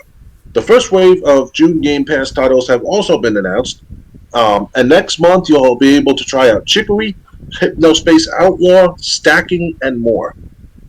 Okay, Stacking was a game with gold that we got. I remember that. Okay. You've even played it once, I think. Stacking? Really? No. That was different. That was something different. I played it once. Okay. And I didn't understand it. But what do you think of these games? Adios and The Veil, Shadow of the Crown. Adios looks like I want to play the most between these 2 or 3 games for the month of Games with Gold. So I already downloaded Adios the other day, so I'll try to play that sometime this month before it's too late. Okay, yeah, because it sounds like one of those games where you get to make decisions and how you make decisions, will be how the game plays out. So It's definitely no garden story in the game. That's for certain. You ever play that game, no, the garden story for the game for the Games of Gold? no, I don't think so. No. It's basically you play as this turn up looking character where you take care of a garden throughout the world of farming and stuff like that. And I so far played about an hour of that game, and it's comfortable. The soundtrack is good. The melody of the game is good. The atmosphere of the game is good. I feel calm every time I play it. I'm not feeling I'm always like pissed off or frustrated with the game. I'm just like playing it for fun, playing it to water my garden, put some turnips in, take care of the gunk it's called in the game that takes over the garden. So fight the evil within, that type of shit. So it's pretty good. But that's okay. So my take on garden stories. it seems like basically another. It seems like another adventure where your morals will dictate where the story goes and the choices you make. Something like that. I haven't got to do any real choices of Garden Story yet, but I'm sure there's something where it's like you gotta take in the objectives at large, take care of the property or properties, because everyone's like a turnip or some form of vegetable in the game. Take care of other turnips and vegetables and fruits and stuff like that. So it's kind of cute, in its way. So it's like whatever. All right. Yeah, so I mean, if I had games with gold, maybe I'll buy games with gold, or Game Pass again. Because that Pig Farmer one sounds interesting, especially with, you're probably doing mundane chores, and then you're also wanted by the mob. So definitely. Ready to move on? Okay, let's move. We only got like 5 articles left. I know tonight's been a long night. Yeah, definitely. Metal Gear Solid 3 Remake will not feature newly recorded voice acting. Konami has confirmed that the recently announced Metal Gear Solid Delta will reuse the voice clips from the original game. Back when Konami first revealed the long-rumored Metal Gear Solid 3 Remake to the world, the publisher said that the remake would star the original voice character. This statement is apparently quite literal, as Konami has now confirmed to The Verge that the remake will feature the same voice clips as the original game, with no changes or re-recording. While some might prefer the nostalgia of the original voice acting, many remakes of high-profile games have featured rewritten dialogue and re-recorded voice acting, including Final Fantasy VII Remake and Resident Evil 4. Given the vagueness of the original announcement, it was easy to take it either way, and judging by the online reaction to this, many fans also assumed that the Metal Gear Solid 3 Remake would go the re-record route, but that's apparently not the case. Officially titled Metal Gear Solid Delta Snake Eater, the Metal Gear Solid 3 Remake doesn't have a release date yet. However, we do know that the game is coming to PC, PS5, and Xbox Series, and that original series creator Hideo Kojima is not involved in the project's production in any capacity. On a recent episode of Spot On, GameSpot's Tamor Hussein and Lucy James expressed concern about the project, especially given that Metal Gear Solid 3 is widely considered one of the best games of its console generation, if not of all time. So, are you surprised that they're not re-recording the dialogue from Metal Gear Solid 3? They're just going to use the old game files? It's pointless then at this rate, because why do a remake? You're not going to re-hire the same people that took part in your game, Right. So you were expecting them to. Oh yeah. You were expecting them to re-record the dialogue as well, especially with Colonel Vogan and all, because that was a good voice actor that guy did with Vogan. And yes, it probably has the same feeling of nostalgia with the new graphics altogether. But if you don't have the updated voices with the new graphics, kind of like it's not connected very well. It's not going to connect very well of its liking, So. Yeah. So I mean, Metal Gear Solid. So I mean, but then again, some people also are nostalgic about Resident Evil. When Barry says "Jibble sandwich" instead of "Jill sandwich." So I mean, it all depends how you felt about the commentary and the audio of Metal Gear Solid 3. If you liked it, it's still going to be there with no changes whatsoever. But most people were expecting a re-record of lines. Oh, yeah. Ready to move on? Yeah, I'm ready. All right, next. Let's see. Game Pass will get this highly anticipated horror game day one. Amnesia: The Bunker will be part of the Xbox subscription service's first wave of June 2023 offering. Amnesia: The Bunker, the fourth game in the legendary survival horror series, will come to Xbox Game Pass streaming service on the day it releases. After facing a few delays, the semi-open world horror game should finally be out on June 6th, around the same time a handful of other titles come to Game Pass for its first round of summer options. The Bunker is a first-person horror game set in a desolate World War I bunker. Its description on this morning's Game Pass announcement plainly states, "Face the oppressing terrors of stalking the dark corridors. Search for and use the tools and weapons at your disposal while keeping the lights on at all costs. Much of the game's sandbox design makes it unpredictable too, so that everything is a potential encounter section," developer Fictional Games co-founder Thomas Grip told Kotaku earlier this spring. "Try not to make any sudden movements or the monster might get you." And is this the list of... In addition, Game Pass is getting the following games, some of them also available from day one. Car Mechanic Simulator 2021. Start as a fresh owner of a car garage and work your way towards a service empire, coming to cloud, console, and PC June 1st. That was 2 days ago, but we're past midnight on the East Coast. So, Slayers X, Terminal Aftermath, Vengeance of the Slayer, 7 weapons, blood and gore, twisted music by C-Page and Psycho Syndicate, and maps where you can blow up everything. Out day one for cloud, console, and PC on June 1st. The Big Con, hustle your way across 90s America as a runaway teen con artist. Available on cloud, console, and PC June 1st. How many more? Okay, just a few more games.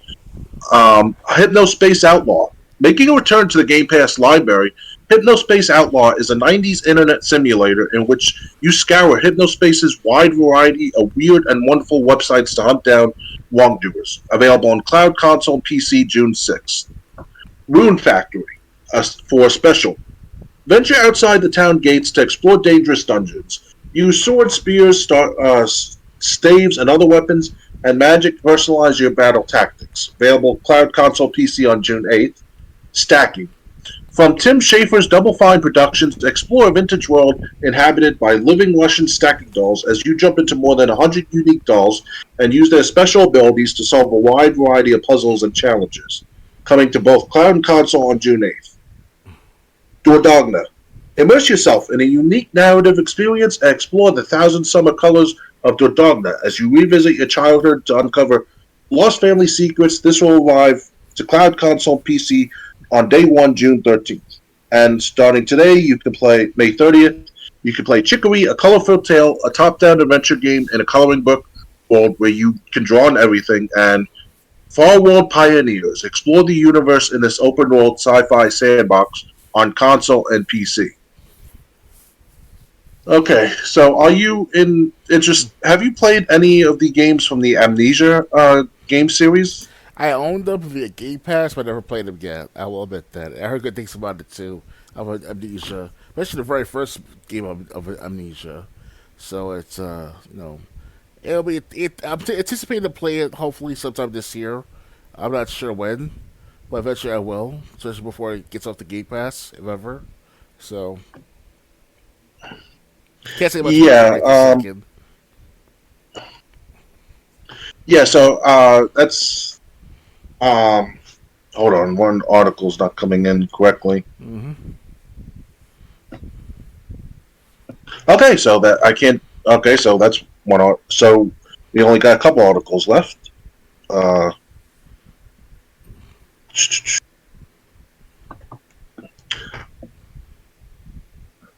Okay, so no way, really? I'm just trying to get like the 2 other articles we had planned, and they're not coming up. So I'm just gonna have to do a Google search, see if they come up still. That's what happens when you trust IGN. Yeah, IGN likes to update itself every few months. Articles that is from like 10 years ago, 12 years ago. Okay, so I got it. So I'll be able to get. So we'll be able to go after these last two stories. No, I just had to save the story itself because I couldn't use archive to archive it. That website was like down or something, and when I pulled it up, it wasn't. It was the IGN article wasn't loading. So, but I was able to find the original article on the website, so we can read it from the IGN website. All right, so Amnesia. I've never played it either, but I have heard that's a good horror game. What about the other games? Stacking was Games with Gold a long time ago. I think I heard of Stacking before, but never played it yet. It was like you play as a Chinese doll, but then like you can open yourself and take out a smaller Chinese doll, and like you can keep taking out dolls that are smaller that look exactly the same, but are smaller in size every time you take one out. Those are called Russian dolls. Last time I checked. Yeah, so that's what it. That's I was just like, what is this? Why do I want this? What?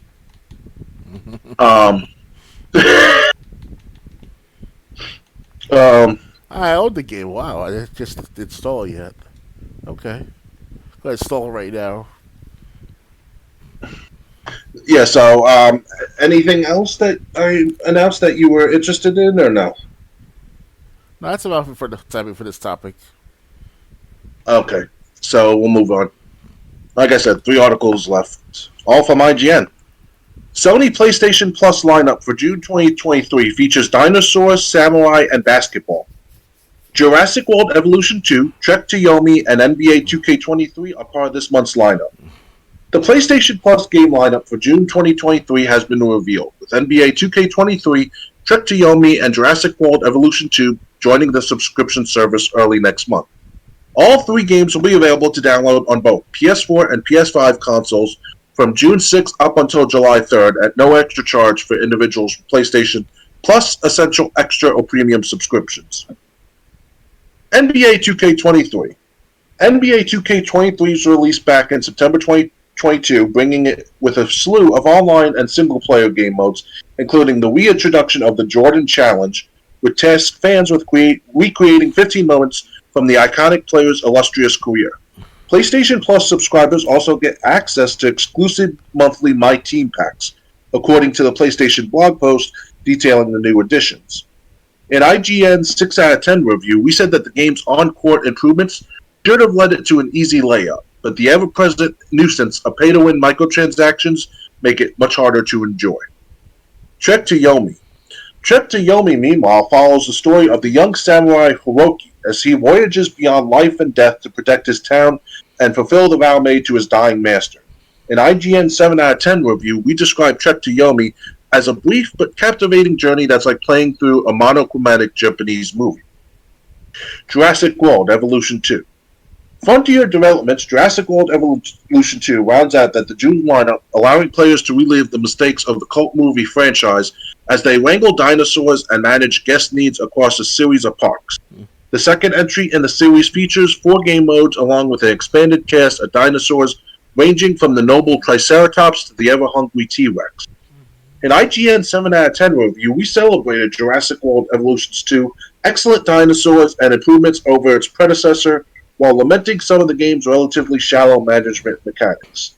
Meanwhile, subscribers still have time to download May's PlayStation Plus offering, Grid Legends, Chivalry 2, and Descenders before the games disappear from the service on June 6th.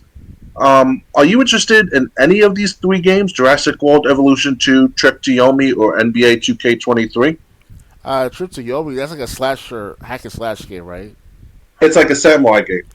Okay, I think I'll play that. I want to play that game myself. If it's in regards or have a similar gameplay to Sekiro Shadow Dies Twice or Ghost of Tsushima, why not? NBA 2K23, I'm not a big fan of basketball games as much as it used to be, right.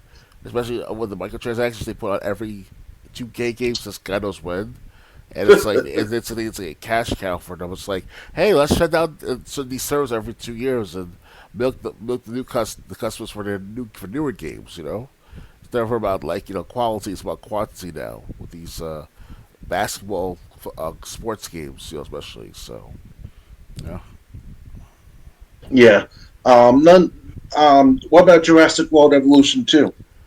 If it's similar to that, if that Jurassic World game is similar to that gameplay you played in the arcade back in the 1990s, that'd be great. Remember that game? That arcade game with the Jurassic Park shooter game was like you get 5 bullets per chamber, and it's like it has this big booth that's like the size of a Jeep or the size of like a car where there's 2 people can sit down inside that that compartment, and it's a surround sound and everything else. That's awesome. I love that Jurassic Park game. No, I never played that. Yeah, it's from late 1980s, early 2000s. It was in the Green Acres Mall arcade back back then. Remember? You remember going to the arcade in that Green Acres Mall? Nah, the only arcade I went to around that time was Nathan's Game Room, which in Nathan's in Oceanside had quite a selection of arcade games, but they didn't have that one. So you never went to the Green Acres Mall and saw that arcade? Nope. After all these years, you lived in Valley Street. Wow, man! I went there. I went there twice a week when I was a kid. Got $2 in my pocket, $3 in my pocket. I'm asking my mom, "Can I play this arcade games or whatever?" And she said, "Okay." After that, I go to across the second floor area and go to the game EB Games is called Electronic Boutique. I look at the games available, can pay buy and stuff. So unfortunately, I couldn't afford to because I didn't have a job or no form of income. But when my mom gave me, I just spent on arcade machine games and stuff like that.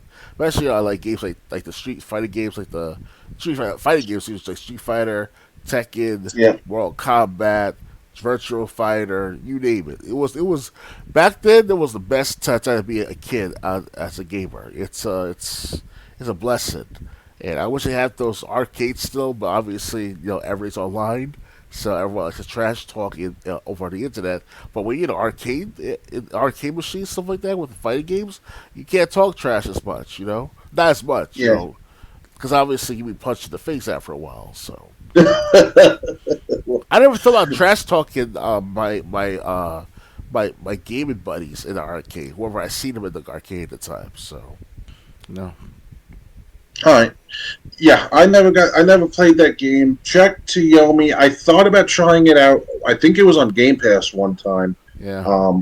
But I think I decided not to. And NBA 2K23. I basically, with the exception of Madden, I stay away from sports games because of microtransactions. If I do play a sports game, it's basically franchise or career that has nothing to do with the microtransactions. Right. Ready to move on? Yeah, I'm ready. All right. Next. MetaQuest Gaming Showcase. Everything announced. From Assassin's Creed VR to Samba de Amigo Party Central. The third annual MetaQuest Gaming Showcase has arrived and provided an overview of some games that are arriving in the MetaQuest 2 and Pro, and the recently announced MetaQuest 3, which arrives this fall for $500. Damn. If you missed the showcase, don't worry, here's everything announced at today's showcase. Assassin's Creed VR is officially named Assassin's Creed Nexus VR. Assassin's Creed VR has been renamed Assassin's Creed Nexus VR, and it will launch later this year for MetaQuest VR headsets. Ubisoft announced this project back in 2021, and while we did not get much in the form of information outside the new subtitle for this VR Assassin's Creed game, we can get a full reveal of Nexus VR later this month at Ubisoft Forward. Asgard's Wrath 2 officially announced. Meta subsidiary Sanzero Games officially announced the sequel to its 2019 ARPG Asgard's Wrath. As the final announcement at the MetaQuest Gaming Showcase, Sanzero Games provided a demo walkthrough of Asgard's Wrath 2. Sanzero Studio creative director Matt Kramer noted during the presentation that Asgard's Wrath 2 will have massive worlds beyond the scope of any other game on the MetaQuest platform, an interesting tidbit considering the MetaQuest 3 was announced just a few hours ago. Not to mention, the Quest 2 and Pro will be getting a software update that will improve performance on both. Samba de Amigo Party Central is coming to MetaQuest. Samba de Amigo Party Central was announced at Nintendo Direct Showcase earlier this year. While we knew the game was coming to Nintendo's hybrid console, today's showcase confirmed a VR version was in the works for MetaQuest headsets. However, the VR port won't release at the same time as its Switch counterpart, which is launching on August 29th. The VR version is expected to release sometime this fall. NFL Pro Era is getting a sequel. Last year, Status Pro announced NFL Pro Era, the first officially licensed NFL game for virtual reality headsets. And today, the company announced the next iteration of NFL Pro Era with an expanded focus on multiplayer, with the release window of later this year. Stranger Things VR gets a new gameplay trailer. Netflix and Nintendo Claus announced Stranger Things VR last year, where players take control of Season 4 villain Vecna. We saw an extended look at the game, including the ability to control minds and fight monsters in the Upside Down. Stranger Things VR will launch this fall. Another look at Ghostbusters Rise of the Ghost Lord. Ghostbusters Rise of the Ghost Lord got a new look at the MetaQuest game showcase. Specifically, we learned more about the story and the game's villain, the Ghost Lord, and more interestingly, the new trailer gave us a glimpse of the San Francisco Ghostbusters HQ. That game launches this fall. I Expect You to Die 3, Cog in the Machine gets a new trailer. Among Us VR developer Shell Games showed us another look at I Expect You to Die 3, Cog in the Machine, showcasing gameplay. As with the previous two I Expect You to Die games, the third installment shows plenty of quirky and humorous puzzle-solving gameplay, and that game launches this summer. Silver Slayer, Vault of the Vampire is the next project from Shell Games. Last year at the MetaQuest Gaming Showcase, Shell Games announced it was working on 3 games. We already knew about I Expect You to Die 3, and the other project we saw from at the event was Silent Slayer, Vault of the Vampire, a single-player horror game where players are a stealthy vampire slayer. Rocket Club. Racket Club is a new tennis game from the developer behind Blasted and DeMeo. Resolution Games, the developer behind Blasted and DeMeo, gave us another look at its next project, a VR tennis game called Racket Club. Players will have the option to play online and compete with their friends, or play a single-player mode and own their skills. Racket Club has no release date as of yet. Vampire: The Masquerade, Justice announced and launching later this year. Fast Travel Games announced it was working on Vampire: The Masquerade Justice. A new venture RPG, Vampire: The Masquerade Justice, will put players in a dark and twisted version of Venice, Italy, where you play as a vampire, improving your skills and taking down both mortal and vampire targets. Arizona Sunshine 2 will give you a dog companion. Vertigo Games already announced last week it was working on Arizona Sunshine 2, and the developer shared a new look at the game. This includes confirmation that the sequel will give you a new canine companion that will accompany you as you venture across the post-apocalyptic Arizona. Dungeons of Eternity is a new action RPG you can play with your friends. There's no shortage of VR multiplayer games, and Other Gates Dungeons of Eternity is an action RPG that touts its namesake. As hundreds of randomly generated dungeons, from ominous crypts to dark caverns. You can brave these adventures by yourself or play with 2 other players. This game is expected to launch sometime this year. The Seventh Guest is headed to VR later this year. Originally released in the early 90s, The Seventh Guest is a puzzle adventure game, and Vertigo Games announced it was recreating the game for VR headsets. This team is recreating the game fully in 3D and will use volumetric video capture to recreate the FMV's feature in the game. First, a look at Attack on Titan VR Unbreakable. Attack on Titan VR Unbreakable will arrive on MetaQuest headsets later this year. That's had players tackling missions as they take on Killer Titan. The first concept trailer shows a lot of potential for fast-paced gameplay, and it'll be interesting to see what more it has to offer ahead of its winter release. Bulletstorm breathes new life in VR. This is the last one from this article. Originally released in 2011, People Can Fly announced it was bringing its idiosyncratic first-person shooter Bulletstorm to MetaQuest headsets. When Bulletstorm originally launched over a decade ago, it was unique on how it rewarded players points based on how creative the kill was. I remember that game. Bulletstorm does not have a release date as of yet, but fans can expect the game to arrive sometime later this year. While we don't have the VR headset, do any of these games interest you? Before we continue on the games itself, MetaQuest. What's that about? Is that based on the Meta from Mark Zuckerberg's Facebook project? MetaQuest? Yeah. Let me scroll up. Seventh Guest, Dungeons of Eternity, Arizona Sunshine 2, Vampire the Masquerade, Racket Club, Silent Slayer, I Expect You to Die 3. Because Meta, Ghost. Because the project Meta is Mark Zuckerberg's next gen or next project was to do for the universe. Oh, MetaQuest is the VR headset that allows you to play games. Oh, I see. So it's like the PlayStation VR, pretty much. Yes. If its old self, okay. All right. I never thought about buying it because I hear you said it was like $500 for that set, right? Yeah. Yeah, sorry, I can't do that right now. Yeah, that would cost like every dollar I have from work, including my paycheck coming either Monday or Tuesday. So yeah, that's a lot of credit bills to pay for it too. Yeah. So and I got more bills coming that I'm going to start being responsible for. So yeah, definitely. Oh yeah. Yeah. So Bulletstorm was the only game I recognized. That's the one where you had like the thing on your wrist and like you could drag enemies closer or fling them away and then like shoot them in the air or something. It's a shame Bulletstorm never made it, but I'm surprised they're bringing it to VR now. That's the only game I really cared about. Anything you cared about, or time for the final article? To be honest with you, I never thought about getting MetaQuest at all, so I can't say much about it. I not say bad things about it. Personally, myself, VR is not my thing. I never thought about doing VR gaming as far as my main shtick of like gaming altogether, or for some form of entertainment. All I can say was just watching TV and video gaming regularly. No VR, please. So. But you never played any of these games. Like I said, Bulletstorm was released, a decade ago.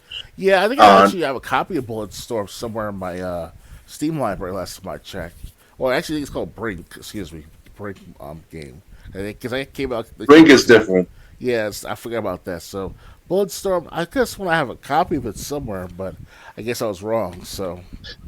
The Bulletstorm was cool. You could kick enemies in the air and then shoot them, and then they float in the air. You punch them or you shoot them, or shit like that. Yeah, that was very distinct. Ready to move on now? Yeah, I'm ready.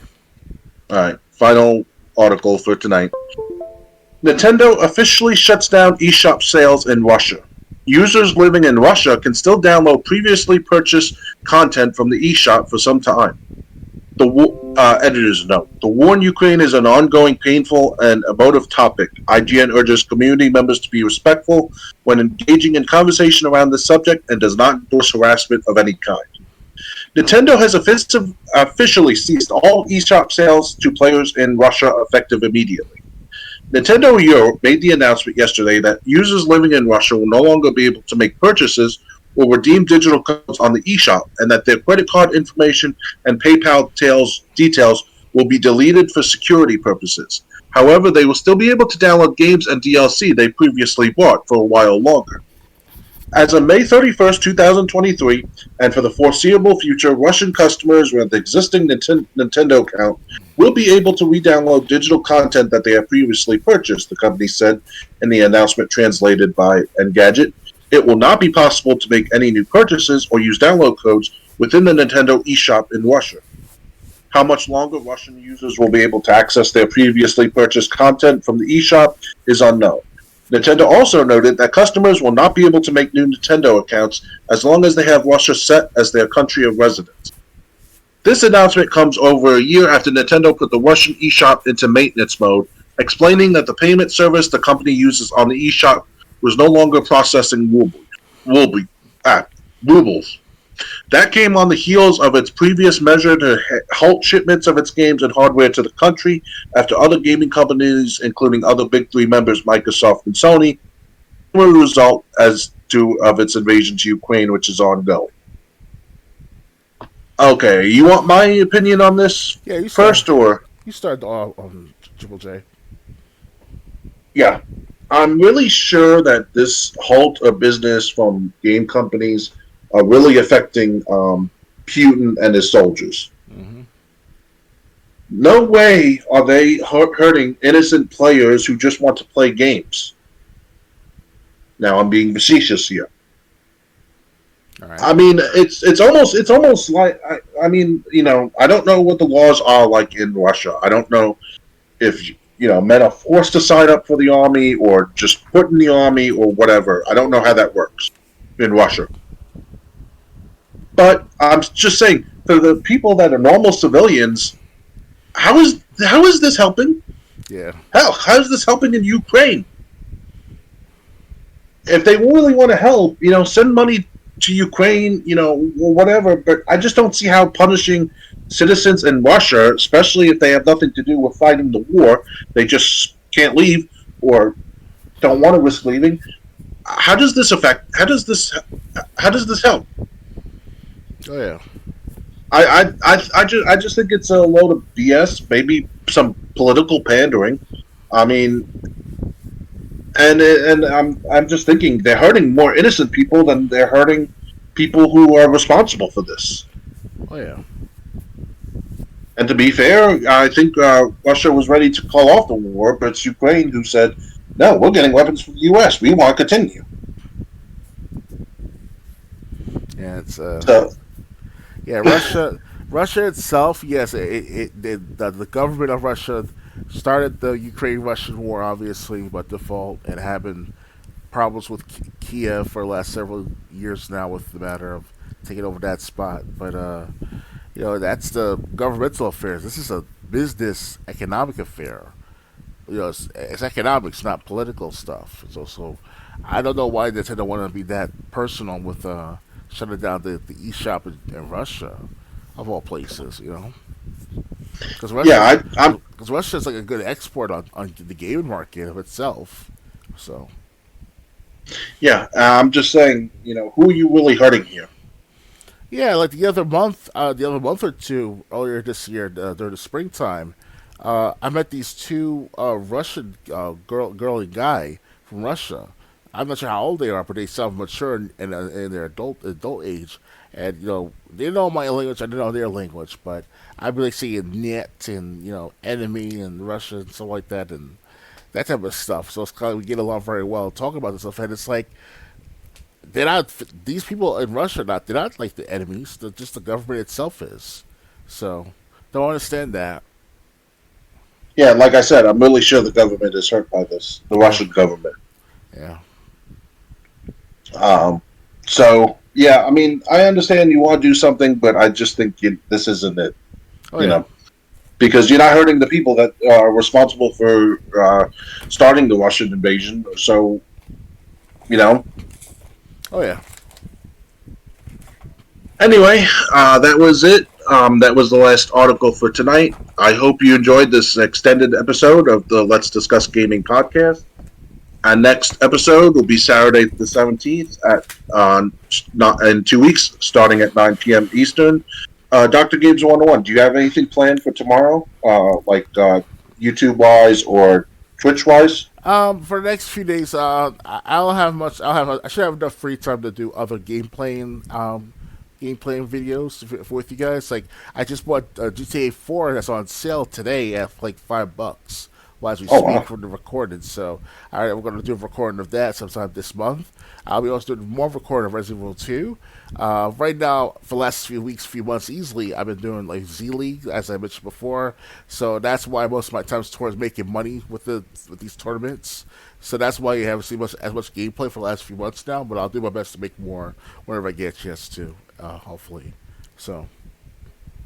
Yeah. For me, it's really been work. I haven't streamed since last Saturday when I streamed Total Extreme Wrestling 2020.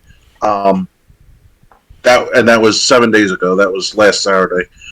I've been meaning to stream. It's just sometimes I'm working to 8 p.m. And then I'm just so tired by 9:15, 9:30 that I fall asleep, and then I either sleep past the time I would start streaming, or I just wake up too late, and it's just like I'm not going to do a 1 hour stream if I know I got to go to bed an hour for work the next day. So, it's basically just been stressful around here too in my personal life, and then at my job I start at 9 a.m. We're allowed to stop at 6 p.m., but like I sign off at around that time. I eat dinner, then I hop back on, trying to improve my stats. So I at least, because my job is performance based. I don't get any deals. I don't get a paycheck unless I was on the phone enough time. And on the phone, I mean actually talking to someone. Right. So, if I don't hit that number and I don't have a deal, I don't get paid. So I was at least trying this week to make sure I hit the 15-hour mark, which I did, at least according to my calculations, to make sure, I got some money coming in every week. So, yeah. So, I mean, my streaming activity, and also Xbox Console Companion doesn't work on my laptop anymore. It just doesn't connect to my Xbox One. I don't know why. Maybe my laptop's too far away from my Xbox One. But yeah, so I mean, recording with that doesn't seem to be an option. And like I know BioShock Infinite and Borderlands 3 won't stream on Twitch unless through the Xbox One itself. The Xbox One can choose the games it wants to stream on Twitch if you're streaming through the console itself. So it's just been that, and also, like I said, I've just been so tired. I haven't really been playing games that much, except a few minutes here, a few minutes there. So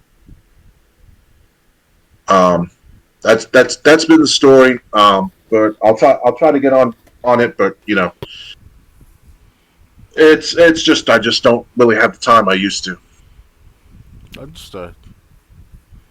Anyway, I hope everyone enjoyed this. Hopefully, you'll join us again in 2 weeks on June 17th at 9 p.m. Eastern, because we will continue doing this podcast. Until then, good night, everyone. Later, guys. Have a nice night.